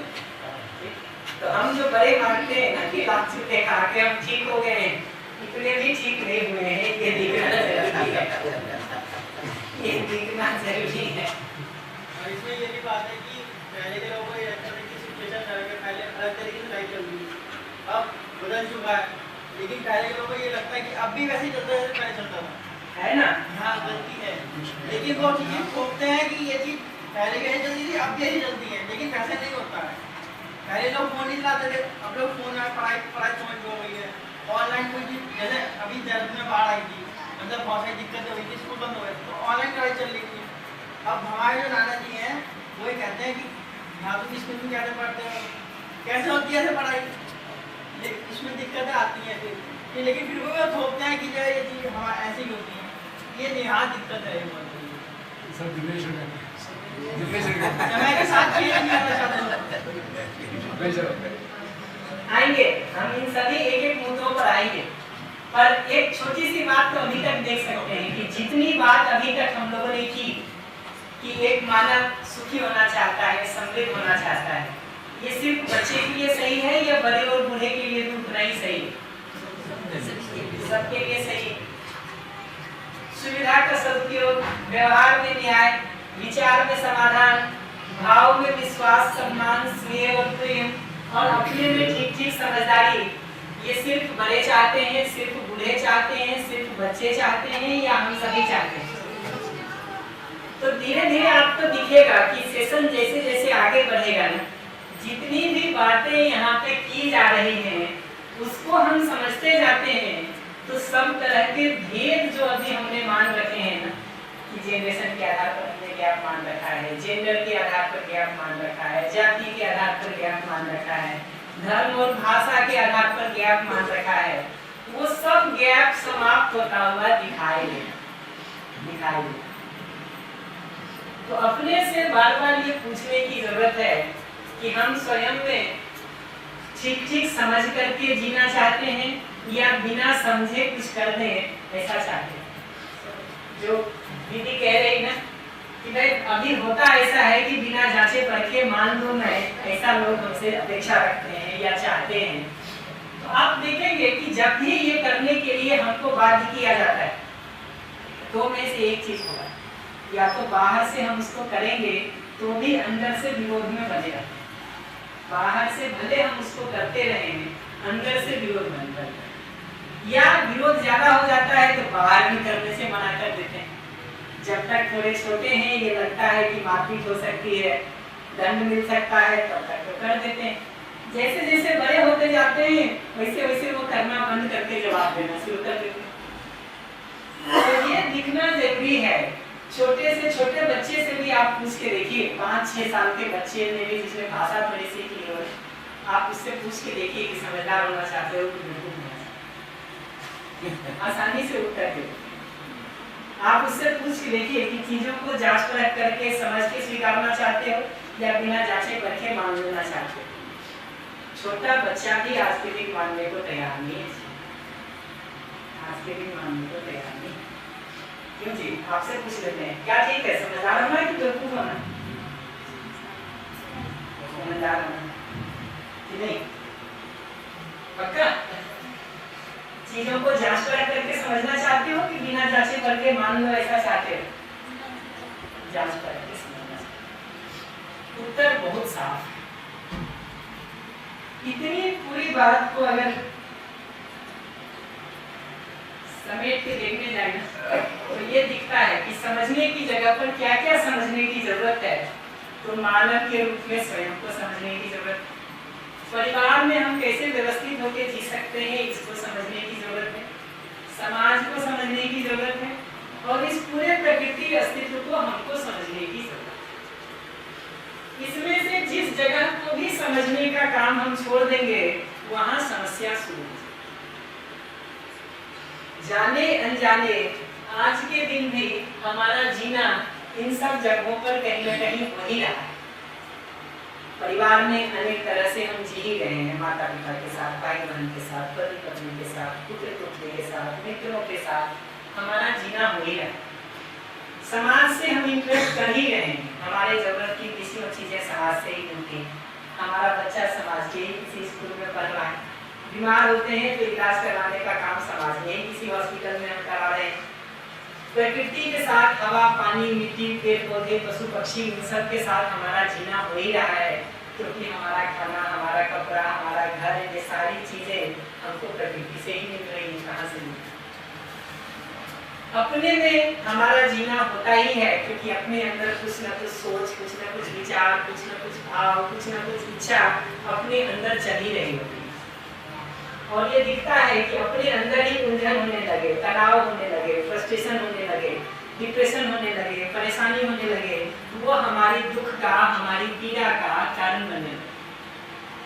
तो समझने की जगह पर स्वयं को, परिवार को, समाज को और इस प्रकृति को, अस्तित्व को समझने की जरूरत है। इसको समझ करके जब हम जीते हैं तभी हमारे सुख समृद्धि पूर्वक जीने की निरंतरता हो सकती है। इसमें जिस जगह पर भी समझने में चूक हो जाए वहीं समस्या शुरू हो जाए। परिवार में व्यवस्थित होकर कैसे जिए इसकी समझ नहीं होगी तो परिवार में शिकायत होने ही वाली।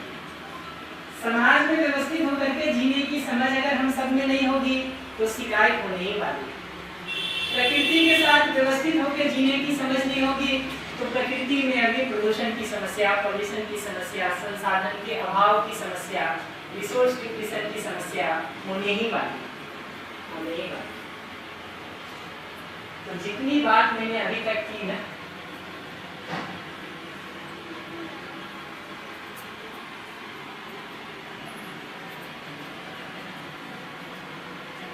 जितनी बात मैंने अभी तक की वो एक व्यक्ति के संदर्भ में की। अब थोड़ा परिवार और समाज के संदर्भ में भी देख लेते हैं कि हम क्या चाहते हैं। ये समाधान या समझदारी हर व्यक्ति में हो या व्यक्ति समस्याग्रस्त रहे। समाधान हो, समझदारी के साथ, समाधान का मतलब समझदारी के साथ ठीक भाव और ठीक विचार से आदमी जिए।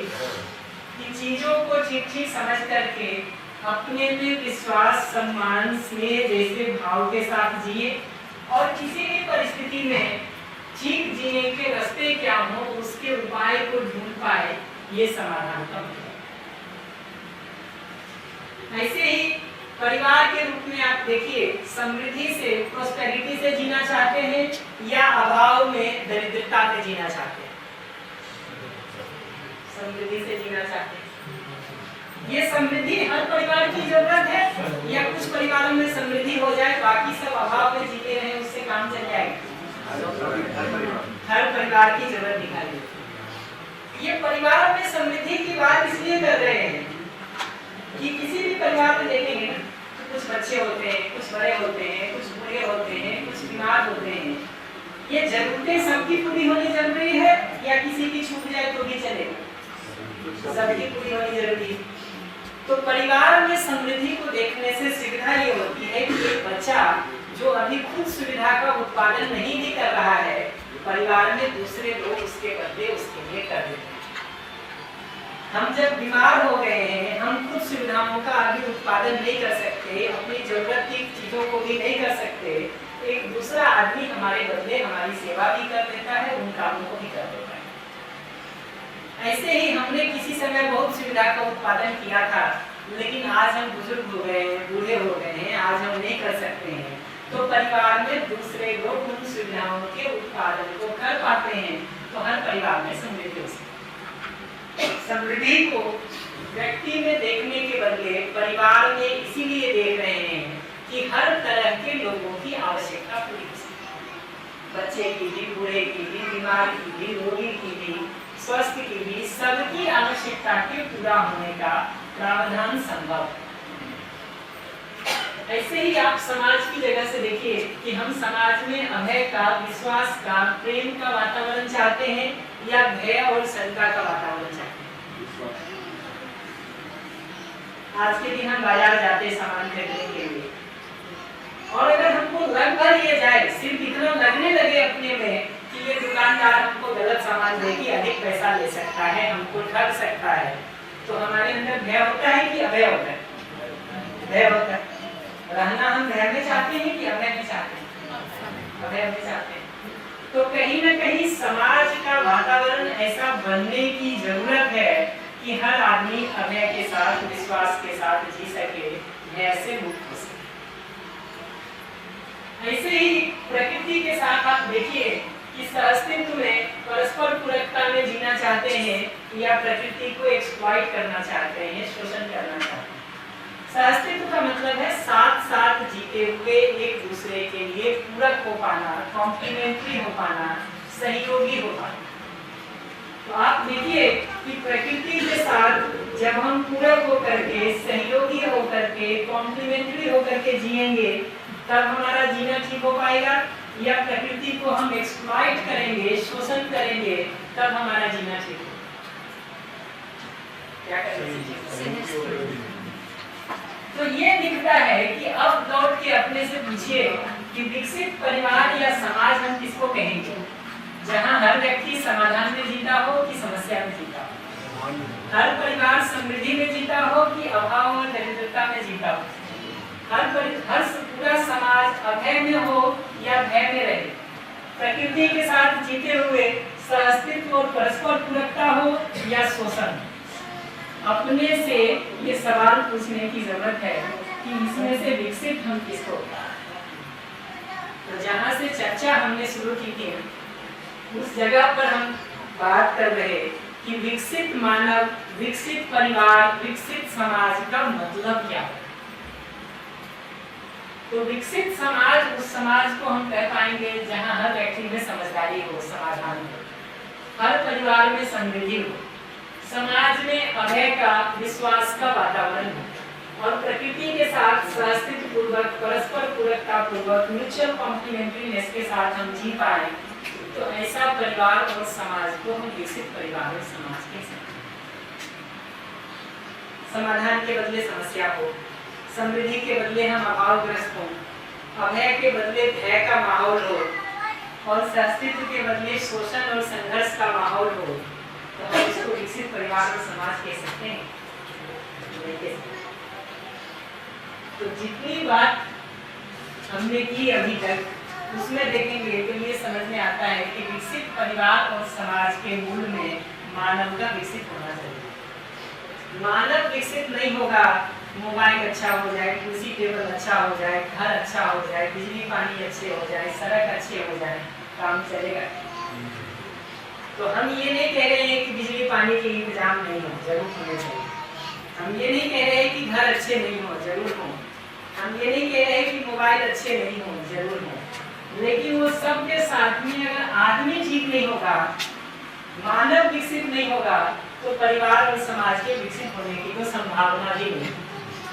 देश ही ठीक नहीं होगा तो ऊपर बिल्डिंग कितना भी हम बनाएंगे, वो कभी भी ठीक हो सकता है? तो पूरी बात को समेट के देखेंगे ना, जितना पीछे हमने बात किया कि विकसित मानव का स्वरूप क्या हो, उसको समेट के इतनी बात लिखी हुई। कि एक विकसित मानव वो है, अब उल्टे साइड से इसको देखना यानी सीधे साइड से देखना ज्यादा ठीक है, कि एक विकसित मानव वो है जो स्वयं में, परिवार में, समाज में, प्रकृति में व्यवस्थित होकर कैसे जिया जाए, हार्मनी के साथ कैसे जिया जाए, संगीत में कैसे जिया जाए, उसकी समझ रखता। एक विकसित मानव वो है जो स्वयं में ठीक ठीक जीने की, परिवार में ठीक ठीक जीने की, समाज में ठीक ठीक जीने की, प्रकृति और अस्तित्व के साथ ठीक ठीक जीने की समझ रखता हो, ये विकसित मानव का पहला है। समझ ठीक होने से ही हमारा भाव ठीक हो सकता है। हम अगर समझने की जगह पे ही आपको अपने विरोधी के रूप में पहचान लें तो भाव स्नेह का आएगा कि विरोध का आएगा? विरोध का आएगा। समझने की जगह पर अगर हम आपको अपने संबंधी के रूप में देख पाते हैं, आपको अपने सहयोगी के रूप में देख पाते हैं, तो भाव आपके लिए स्नेह का आएगा कि विरोध का आएगा? ये पहचानना जरूरी है कि चीजों को ठीक ठीक समझना ही हमारे सही भाव का आधार बनता है। समझने में अगर चूक हो गई तो भाव में चूक होना ही होना है। समझने की जगह पर ही अगर चूक हो गई, हमने मान्यता इकट्ठा कर लिया कि हर आदमी यहाँ मेरा विरोधी है, दूसरों को कुचल के ही हमको आगे बढ़ना है, हर आदमी हमारी जिंदगी में समस्या पैदा करने के लिए, हर आदमी हमको जिंदगी में कभी भी परेशानी समस्या पैदा कर सकता है। इस मानसिकता के साथ ही अगर हम आगे बढ़ेंगे तो भाव एक दूसरे के प्रति सम्मान और स्नेह का आएगा या अपमान और विरोध का आएगा। तो सही समझ होने के साथ सही भाव के होने की संभावना है। और हम अपने में ये बात देख सकते हैं कि विश्वास, सम्मान, स्नेह, प्रेम, यही भाव हमको सहज रूप में स्वीकार होते हैं। एक क्षण के लिए भी अपने अंदर अपमान आए, विरोध आए, क्रोध आए, ईर्ष्या आए, घृणा आए, नफरत आए, तो वो हमारे दुख का, हमारी परेशानी का, हमारी पीड़ा का कारण है। इन भावों के साथ जीना संभव है कि नहीं, उसको हम देखेंगे अभी धीरे-धीरे आगे। पर इतना समझना जरूरी है कि चीजों को ठीक ठीक समझने के आधार पर ही भाव के ठीक होने की संभावना है। अगर समझने की जगह पर ही चूक हो गई तो भाव में तो समस्या होने वाली।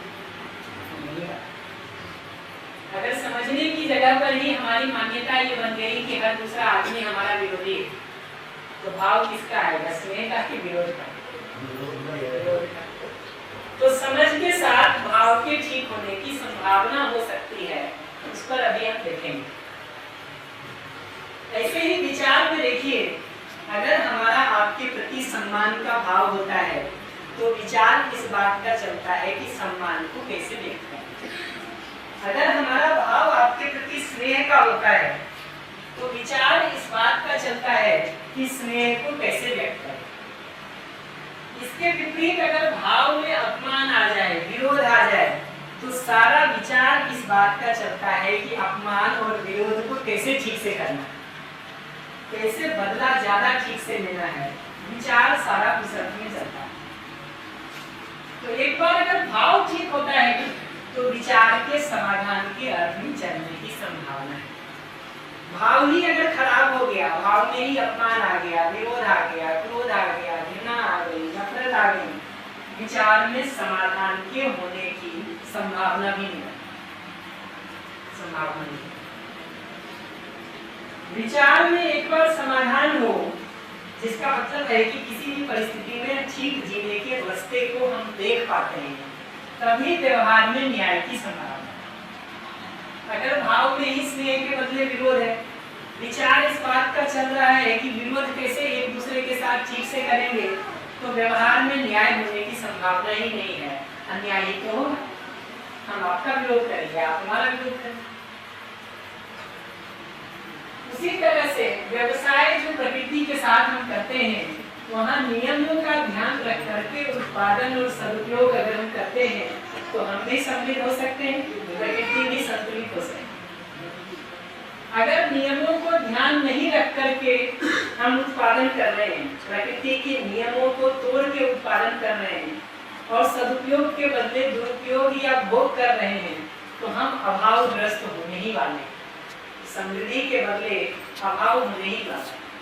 शरीर स्वस्थ रहने के बदले बीमार होने ही वाला है। प्रकृति संतुलित रहने के बदले असंतुलित होने ही वाला है। और बात कृष्णा कह रहे हैं कि एक मानव के रूप में अगर विकसित होने को देखने जाते हैं तो इतने आयाम में विकसित होने की जरूरत है। धीरे धीरे हम इसमें से एक एक का विस्तार करने का काम करेंगे और 7 दिन में हम ये कोशिश करेंगे कि इन सभी आयामों में व्यवस्थित होकर के कैसे जिया जाए उसको हम देख सकें, पहचान सकें, ताकि हमारा व्यवसाय भी ठीक हो सके, हमारा व्यवहार भी ठीक हो सके, हमारा विचार भी ठीक हो सके, हमारा भाव भी ठीक हो सके और हमारा समझ भी ठीक हो सके। आप लौट के इस बात को देख सकते हैं कि इसमें किसी भी जगह पर अगर जीना ठीक नहीं होगा तो वो हमारी समस्या का कारण बनेगा कि वो दूसरे की समस्या का कारण बनेगा कि इसमें से किसी को भी हम छोड़ सकते हैं।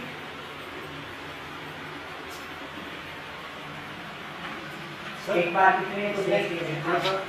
ये स्टार्टिंग वाला ठीक है, समझ मान लो कोई भी हो तो समझ है, उसको समझ सब है, अच्छे बुरे की वो सब देखता है फैमिली में, लेकिन उसका भाव सही नहीं है। उसको समझ तो है, उसको साफ दिखाई देता है कि ये गलत हो रही है, ये चीज़ें गलत है, उसका भाव नहीं है। तो भाव नहीं है तो विचार भी नहीं होता, फिर वो आगे की चीज़ें भी सही नहीं चलेगी। लेकिन समझ थी उसके बाद जिसको आप कह रहे हैं समझ थी ना, अभी धीरे धीरे हम उसकी डिटेलिंग करेंगे कि क्या सचमुच उसमें समझ थी या कुछ हिस्सा था कुछ हिस्सा नहीं, उसको हम विस्तार करेंगे धीरे से। और ये बात आप बिल्कुल ठीक कह रहे हैं कि भाव ठीक नहीं होगा तो इधर विचार व्यवहार व्यवसाय सब ठीक ऐसे की बात नहीं है कि मतलब आदमी पता है ठीक नहीं है, सही बोला। मैं ये चीज ठीक है, ये ठीक नहीं है, ठीक है, जो दुनिया में चल रहा है तो ठीक नहीं वाले के साथ साथ है, वही जो माहौल चल रहा है। आगे बढ़ेंगे हम तो धीरे धीरे देखेंगे इस बात को, या तो आगे बढ़ेंगे ना हम लोग तो धीरे धीरे देखेंगे इस बात को कि चीजें ठीक होते हुए भी समाज के ढर्रे में हम चल देते हैं या अन्यथा चल देते हैं। उसका कारण ये होता है कई बार कि ठीक जीने में हमको अपना सुख दिखाई नहीं देता, अपना सुख दिखाई नहीं देता है। सही के साथ उसमें सुख दिखना, शुभ दिखना भी जरूरी है। करेंगे हम आगे धीरे धीरे उसकी डिटेलिंग कि चीजों की समझ होने का मतलब है हम उसको ठीक ठीक देख पाते हैं और उसमें अपना सुख अपना शुभ देख पाते हैं। अगर हमको चीजें ठीक कुछ और लग रही हो, सुख कहीं और लग रहा हो तो जीने में मुश्किल तो होने ही वाली, कठिनाई होने ही वाली। तो जब हम समझ पर बात करेंगे तो हम इसको डिटेल करके देखने का काम करेंगे कि वास्तव में सही समझ के साथ जीने से सुख होता है या अपना मनमानी करके जीने से सुख होता है। नहीं सर, ये भी तो है इसमें कि अगर समझ ही सही नहीं है तो भाव अच्छे कैसे होंगे उसके। जी अगर जैसे बोल रहे हैं सर, बोल रहे हैं यहाँ पर कि समझ तो है उसमें, भाव अगर भाव नहीं है उसमें तो सर तो या तो फिर समझ में कुछ गड़बड़ है उसमें। वही हमारी जगह से पूछेंगे तो मैं बिल्कुल कहूँगा कि समझ अधूरी है कि नहीं, उसको भी हम धीरे धीरे डिटेल आउट करके देखने का काम करेंगे। है। समझ सही होगी तो भाव सही होंगे। समझ के बिना भाव सही नहीं होगा, ये तो पक्का हो गया। हम देखते हैं कि समझ के साथ भी भाव ठीक हो सकता है कि उसको देखने का काम करेंगे। बट इतना तो पक्का हो गया कि समझ के बिना तो भाव ठीक नहीं होगा। समझ ठीक कैसे होगी? जी समझ ठीक कैसे होगी? समझने के लिए समय और प्रयास लगाने से समझ कैसे ठीक होगी। आता पिछला जो उन्होंने पूछा है उसको पूरा करना है। कोई भी चीज आपको साइकिल चलाना कब आएगा? जब आप उसके सिद्धांत को समझेंगे, कुछ समय और प्रयास उसके लिए लगाएंगे। आपको कार की ड्राइविंग कब आएगी? जब आप ड्राइविंग के सिद्धांत को ठीक समझेंगे, कुछ दिन समय और प्रयास लगाएंगे। आप खाना बनाने का एक्सपर्ट होना चाहते हैं, कब आएगा? जब आप खाना बनाने के सिद्धांत को समझें और कुछ दिन खाना बनाने का अभ्यास करें। ऐसे ही समझदारी भी तभी आएगी जब समझने के लिए तो नहीं, ऐसा तो नहीं हो सकता कि कोई गलती ना हो। कभी गलती होगी कि नहीं इस पर तो आएंगे, लेकिन इतना तो दिखता है ना कि जितना समझते जाते हैं उतना गलती कम होती चली जाती है। उतने से ही चले ना। सर सर इसमें एक चीज ये लग रहा है कि मेन जो बेस है जो आप बता रहे थे तो समझ ही है जी क्योंकि समझ डिपेंड है भाव पे, भाव डिपेंड है विचार पे, है ना। अगर मेन इनमें समझ ही ठीक है तो ये जितने भी है आपके चार ये और है ये तो ठीक हो सब सकते हैं जी। और एक चीज और है, अब मान लो ठीक है लिखा है सौम्य समझ, मान लो मैं अपने आप को कह रहा हूँ समझता, लेकिन क्या पता मैं ना हूँ, मतलब अपने आप को तो सर हर इंसान समझदार समझता है, चाहे उसका नेचर कैसा भी हो। आप उसे पूछोगे ना भाई तुम कैसे हो, मतलब तुम क्या हो, मैं बहुत समझदार इंसान हूँ, बहुत सुलझा हुआ इंसान हूँ, चाहे ना हो। तो सर सब कोई अपने को गलत तो कहता नहीं, बड़ी बोला समझ वाला पॉइंट, तो समझदार तो सब कहते हैं कि मैं समझदार हूँ, मैं सब चीज़ समझता हूँ, देखता हूँ, चाहे फैमिली की हो, समाज की हो, वो चीज़ मतलब अपने आप को आदमी मानता है, चाहे हो ना, पर मान के सब जी। ये जो आप कह रहे हैं ना कि मान लेते हैं अपने को समझदार है कि नहीं, वो सबकी धीरे धीरे जांच परख करने का काम अभी हम करेंगे, एक एक करके समझने वाले भाग को ही हम पहले फैलाएंगे। जो भैया ने बात कही ना कि समझना ही इन सबके केंद्र में है, तो समझने वाले हिस्से को ही हम सबसे पहले फैलाने का काम करेंगे जी।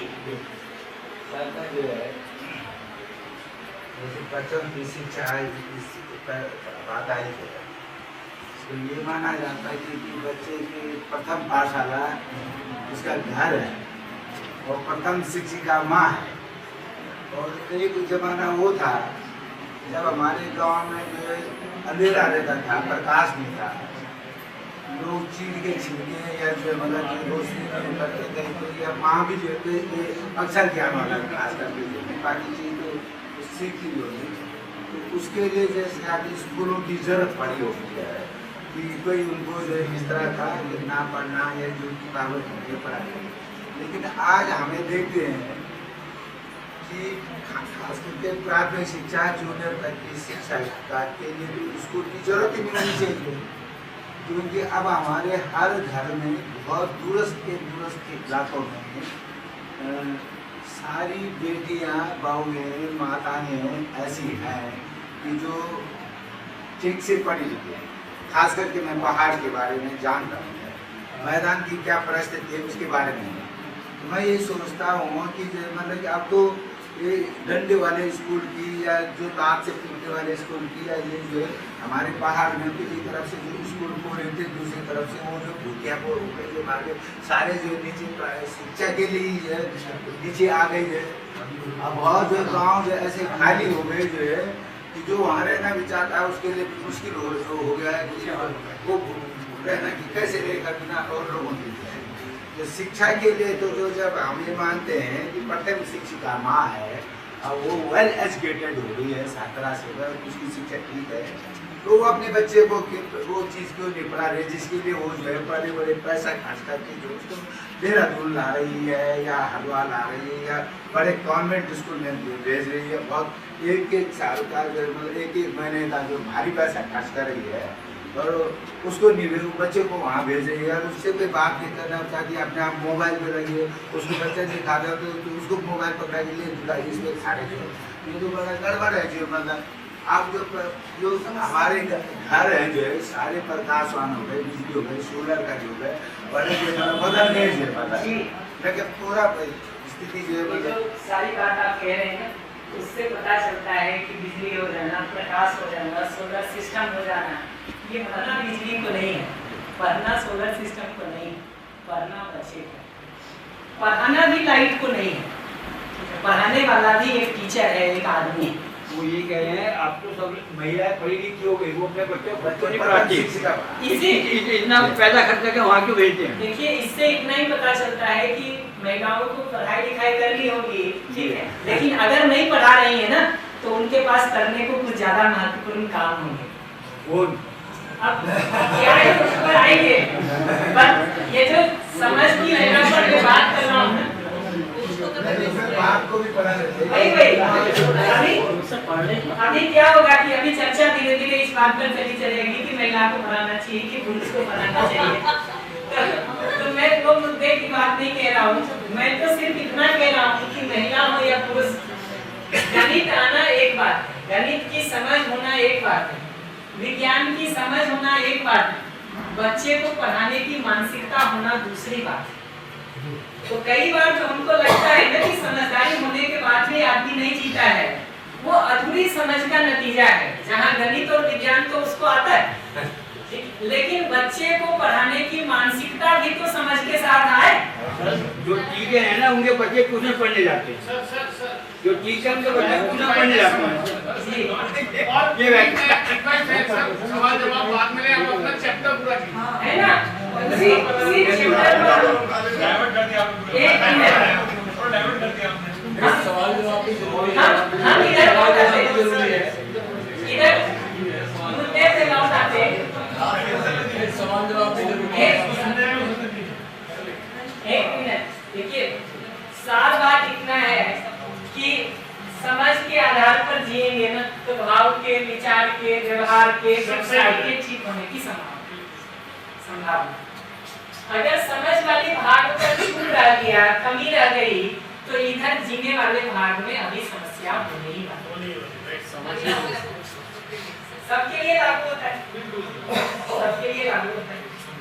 इनफैक्ट जितना जितना आप ये समझते जाइएगा ना, उतना उतना ये दिखेगा कि महिला और पुरुष में कोई भेद नहीं है। इस आधार पर बच्चे, बड़े और बूढ़े में कोई भेद नहीं है।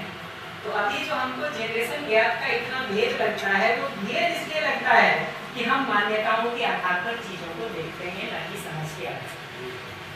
मान्यता के आधार पर देखेंगे, हो सकता है एक पीढ़ी में एक तरह के कपड़े पहनने की मान्यता हो, दूसरी पीढ़ी में दूसरी तरह की मान्यता। मान्यता के आधार पर देखेंगे तो एक पीढ़ी में हो सकता है कि जोर खाने पीने की मान्यता हो, आज भी जोर खाने पीने की मान्यता है।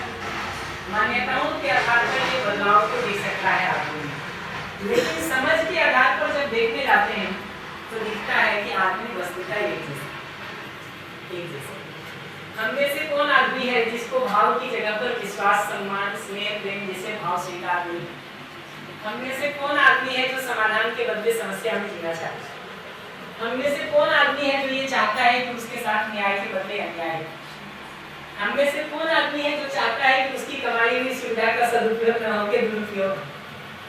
हम में से कौन आदमी है जो ये चाहता है कि प्राकृतिक नियमों का ध्यान में रख करके उत्पादन करे और प्रकृति प्रदूषित हो? हम में से कौन आदमी है जो अपने में समझदारी के बदले समस्याओं में जीना चाहता है, मान्यताओं में जीना चाहता है? एक आदमी नहीं, न बच्चा मिलेगा, न बड़ा मिलेगा, न बूढ़ा मिलेगा, न पुरुष मिलेगी, न स्त्री मिलेगी, न बिहार का मिलेगा, न बंगाल का मिलेगा, न यूपी का मिलेगा, न नेपाल का मिलेगा। ये जितना भेद हम बना रखे हैं ना आदमी में, जाति के नाम पर, धर्म के नाम पर, भाषा के नाम पर, संस्कार के नाम पर, रंग के नाम पर, रूप के नाम पर, उम्र के नाम पर, ये सब भेद खत्म होता हुआ धीरे धीरे दिखेगा आपको, जैसा जैसा एक डायमेंशन को समझने की तरफ हम बढ़ेंगे।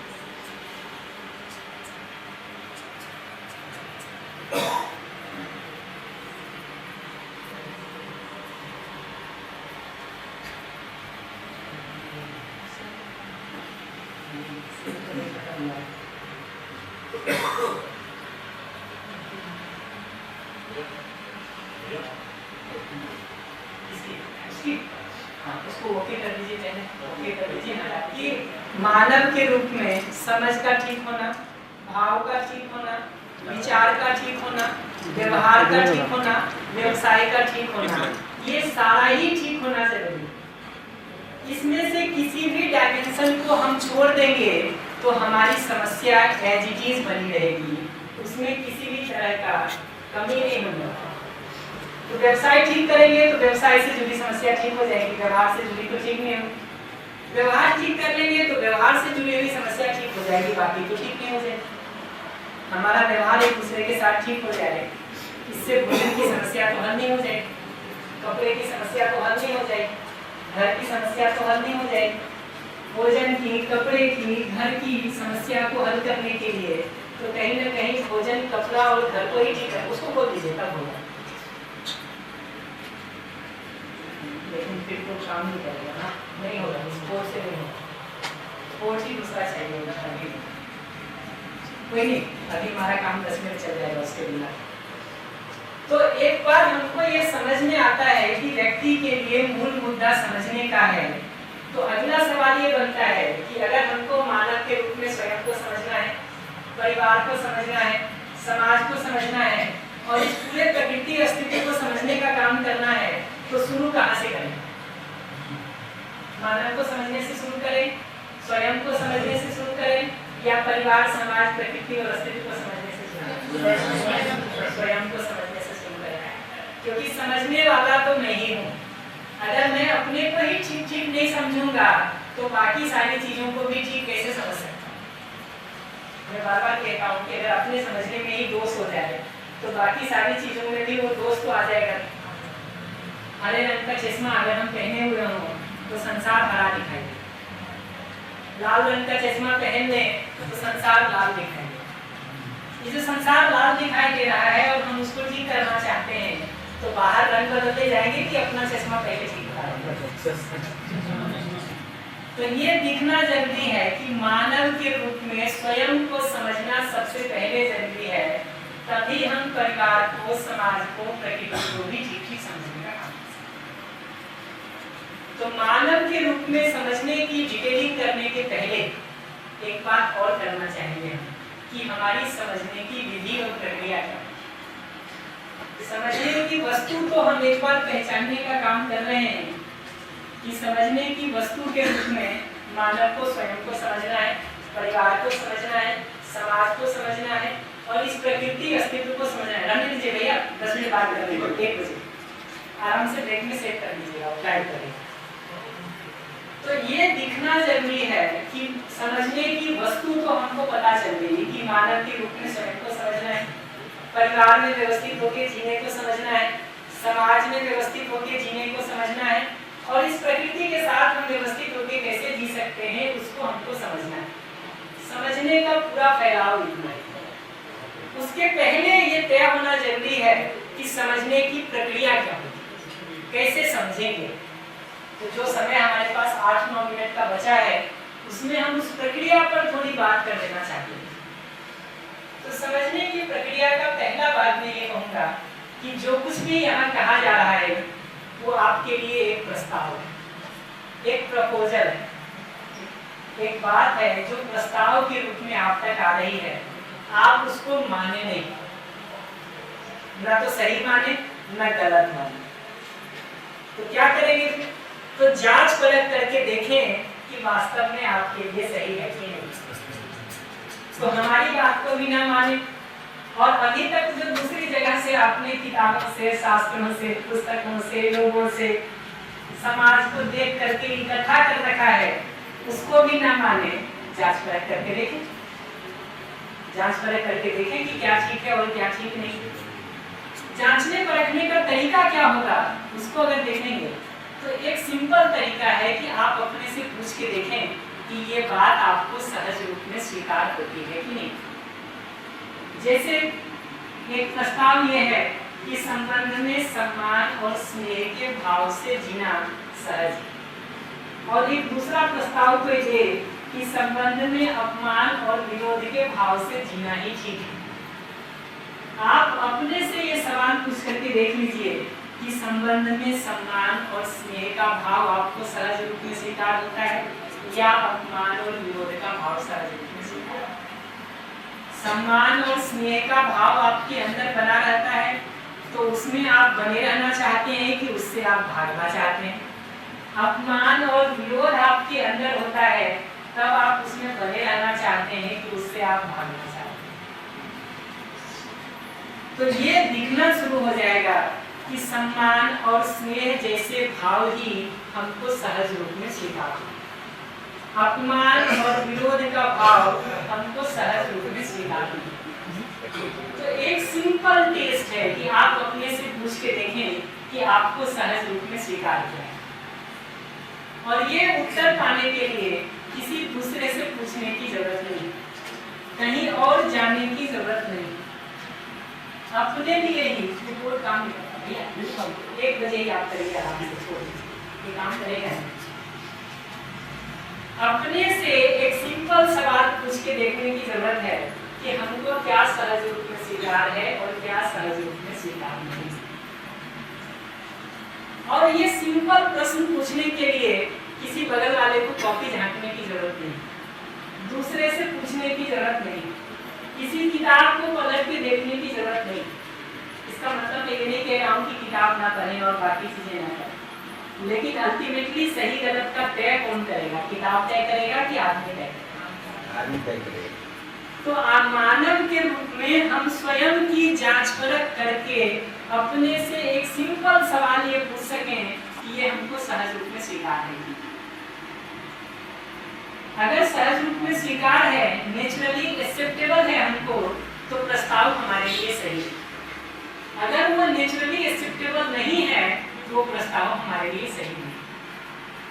और ये बात मैं यहाँ शिविर में कही जाने वाली बातों के लिए भी कह रहा हूँ कि इसको भी आप वेरीफाई करके देखें कि ये आपके लिए सही है कि नहीं। मैं यहाँ भी ये अपेक्षा नहीं रख रहा हूँ कि आप बिना जांचे परखे इस बात को मान लीजिए। यहाँ भी इसको जांच परख करके देखने की जरूरत है कि ये आपके लिए ठीक है कि नहीं। ऐसे ही दूसरी जगहों से भी जो सुनते हैं या सुन रखे हैं, जो पढ़ते हैं या जो पढ़ रखे हैं, उसको भी जांच परख करके देखने की जरूरत है कि ये हमारे लिए सही है। पहला टेस्ट क्लियर हो कि जो भी कहा जा रहा है उसको प्रस्ताव के रूप में लिया जाए, और जांच परख के लिए पहला सवाल अपने से सरल सा सवाल ये पूछा जाए कि ये हमको सहज रूप में स्वीकार होता है कि नहीं। इसमें जीते हुए हम आराम में रह पाते कि नहीं। और दूसरा सवाल ये है कि ऐसा जब हम दूसरे मनुष्य के साथ जीने जाते हैं तो जीते हुए दो स्थिति है, मनुष्य के साथ व्यवहार और मनुष्य के अलावा बाकी प्रकृति के साथ कार्य। जैसे अभी हम आपसे बात कर रहे हैं, ये व्यवहार, बाहर निकल के भी हम एक दूसरे के साथ जो करते हैं वो व्यवहार, खेत में जो करते हैं वो कार्य, गेहूं के साथ जो करते हैं वो कार्य है, गाय के साथ जो करते हैं वो कार्य, उत्पादन है, कार्य। तो जब हम मनुष्य के साथ व्यवहार कर रहे हैं तो व्यवहार ऐसा होने की जरूरत है जिससे हमको भी सुख मिले और जिसके साथ व्यवहार कर रहे हैं उसको भी सुख मिले। दो में से कोई भी व्यवहार में समस्याग्रस्त होगा। अगर हम समस्याग्रस्त होंगे या आप समस्याग्रस्त होंगे तो व्यवहार चलेगा नहीं जाना। हम परेशान हैं तो हम उसको बदलने का सोचेंगे, आप परेशान हैं तो आप उसको बदलने का सोचेंगे। तो व्यवहार की जगह पर सही व्यवहार वो है जिसमें हमको भी सुख मिले और जिसके साथ वो व्यवहार किया जा रहा है उसको भी सुख मिले। तो दोनों का सुख अगर सुनिश्चित हो रहा है, म्यूचुअल हैप्पीनेस अगर सुनिश्चित हो रहा है तो वो व्यवहार सही है, नहीं तो वो व्यवहार सही नहीं। तो जैसे इसी में देखिए कि सम्मान और स्नेह के साथ जब हम आपके साथ व्यवहार करते हैं तब आपको आराम मिलता है, अच्छा लगता है, सुख मिलता है, या जब हम अपमान और विरोध के साथ आपके साथ व्यवहार करते हैं तब आपको ठीक लगता है। उत्तर बहुत साफ। ऐसे ही व्यवसाय की जगह पर, कार्य की जगह पर इस विधि से हम कार्य कर सकें, वो कार्य सही है जिसमें हमारी समृद्धि हो, हमारी प्रोस्पेरिटी हो और प्रकृति की भी, नेचर की भी प्रोस्पेरिटी हो सके, तो वो कार्य सही है। हमारी प्रोस्पेरिटी हो, समृद्धि हो, नेचर खराब होता चला जाए तो हम कितने दिन समृद्ध रहते हैं? क्योंकि लौट करके तो उसी नेचर से हमको समृद्धि मिलने वाली है। आज हम सारे पेड़ काट लें, घर में लकड़ी हो जाए, अगर नेचर को आगे समृद्ध करने का काम नहीं करेंगे तो कल लकड़ी कहाँ से आएगी, कल उसी लेवल कहाँ से आएगी? तो ये दिखता है कि कार्य की जगह पर हमारी भी समृद्धि हो सके, प्रकृति की भी समृद्धि हो सके, तो वो कार्य सही। व्यवहार की जगह पर हमारा भी सुख हो सके, जिस दूसरे आदमी के साथ व्यवहार कर रहे हैं उसका भी सुख हो सके, तो व्यवहार सही। तो व्यवहार के टेस्ट होने की पहला टेस्ट है कि अपने से पूछ के देखें कि हमको ये सहज रूप में स्वीकार है कि नहीं। पहला सिंपल सरल टेस्ट है और इसके लिए कोई जरूरी नहीं है कि पढ़ा लिखा हूँ, PhD की डिग्री, कोई जरूरी नहीं है कि अंग्रेजी बहुत अच्छी बोलने आती है। अपने में जांच परख करके पढ़ा लिखा भी इसको देख सकता है, अनपढ़ भी इसको देख सकता है कि ये उसको सहज रूप में स्वीकार है कि नहीं। पहला सिंपल टेस्ट, ये टेस्ट पर वो पास होता है तो जी करके देखने की जरूरत। जीते हुए दूसरे मनुष्य के साथ व्यवहार, मनुष्य के अलावा बाकी प्रकृति के साथ कार्य। व्यवहार करते समय अगर हमको सुख हो रहा है और जिसके साथ वो व्यवहार करते हैं उसको भी सुख हो रहा है तो व्यवहार सही, नहीं तो व्यवहार सही नहीं। कार्य करते समय अगर हमारी भी समृद्धि हो रही है और जिस नेचर के साथ हम कार्य कर रहे हैं उसकी भी समृद्धि हो रही है, उसका भी संतुलन हो रहा है तो कार्य सही है, नहीं तो कार्य सही नहीं। लेकिन अगर आपको कोई बार प्रतिशत दिखाने की कोशिश करे तो आप उसके साथ तो व्यवहार से हो सकते हैं। एकदम ठीक बात है कि कोई आपको रोज रोज नीचा दिखाने का कोशिश करे तो कब तक उसके साथ व्यवहार करेंगे। अगर हमसे पूछोगे तो मैं तुमसे ही एक सवाल पूछना चाहूंगा कि तुम क्या चाहते हो? जिंदगी भर वो व्यक्ति तुमको नीचा दिखाता रहे, तुम भी पलट के उसके साथ झगड़ा, अपमान और विरोध करते रहो, ये चाहते हो या वो व्यक्ति तुमको नीचा दिखाना बंद करके सम्मान के साथ जीना शुरू कर ये चाहते हो? यही चाहते हो कि सम्मान के साथ जीना शुरू करें। तो हम धीरे धीरे इन उपायों को समझने का काम करेंगे कि दूसरे व्यक्ति का भी सम्मान और स्नेह के साथ जीने पर ध्यान कैसे दिलाया जा सकता है। ये बदलाव संभव है कि नहीं उस पर हम देखेंगे आगे धीरे धीरे। तो हम तो अभी एकदम सिंपल कह रहे हैं कि एक दिन के लिए भी अपमान और विरोध को मत सही, एक दिन भी मत सही। कितना भी पूछ रहे हैं ना, मैं तो कह रहा हूँ एक दिन भी मत सही। लेकिन हम ये जरूर कहेंगे कि अपमान और विरोध को नहीं सहेंगे तो रिस्पॉन्ड कैसे करेंगे, जवाब कैसे देंगे, ताकि अगले का सम्मान और स्नेह पूर्वक जीने पर ध्यान चला जाए। वो तरीका तो सीखने की जरूरत है। अगर हमारे तरीके ऐसे हैं जो अपमान को बढ़ाने ही वाले हैं, विरोध को बढ़ाने ही वाले हैं, झगड़े को बढ़ाने ही वाले हैं, तो वो डिजाइन तो ऐसा हो गया कि आग पहले आपने लगी थी, अब हमने उसे और लगा दिया। पहले आपने माचिस जलाई थी, हमने थोड़ा पेट्रोल डाल दिया। अगर आपने माचिस लगाई थी और हमने पेट्रोल डाल दिया तो लौट के हम दोनों ही जल मरने वाले हैं। तो हम उन तरीकों पर बात करेंगे धीरे धीरे कि कैसे अगले का भी सम्मान और स्नेह पूर्वक जीने पर ध्यान दिलाया जा सकता है। तो हम बहुत क्लियरली कह रहे हैं एक दिन भी मत सही हो। अब तक में तो लगता है कि भी 10-20 दिन सहले, हम कह रहे हैं एक दिन भी मत सही, लेकिन बिना सहे उसको रिस्पॉन्ड करने जाएंगे, उसको जवाब देने जाएंगे, उसको ध्यान दिलाने जाएंगे तो उसका तरीका क्या है उस पर हम धीरे धीरे बात। अभी जो हमारा तरीका है वो तो जाने अनजाने विरोध को, अपमान को, झगड़े को और बढ़ाता ही है। मैं बार बार कहता हूँ, एक आदमी दाल पकाता है, दूसरा जाके उसमें छौंक लगा देता है। किचन में खुशबू किसकी ज्यादा फैलती है, छौंकी की दाल की? ये पहचानना जरूरी है। उनको पशु और जो अन्य जीव जंतु है वो भी चाहते हैं कि हम इनसे सही व्यवहार करें, है ना? बिल्कुल चाहेंगे जी। तो हम अभी तो ब्रेक करते हैं, लौट करके ये बात देखेंगे हम। आप तब तक ब्रेक में ये जांच परख करके देखिए कि चीजों को जांच परख करके स्वीकारना ठीक है कि बिना जांचे परखे मान लेना ठीक। और जांच परख की जो ये दो विधि कह रहे हैं कि हमको सहज रूप में स्वीकार है कि नहीं, ये सवाल पूछ के देखा जाए। वैसा व्यवहार करने से दोनों को सुख मिलता है कि नहीं, और वैसा कार्य करने से हमारी और प्रकृति दोनों की समृद्धि होती है कि नहीं, इस जांच परख करने के काम को किया जाए। हम लोग 3 बजे मिलते हैं। उसके पहले ब्रेक में आवास की व्यवस्था देख ली जाए, कुछ अनाउंसमेंट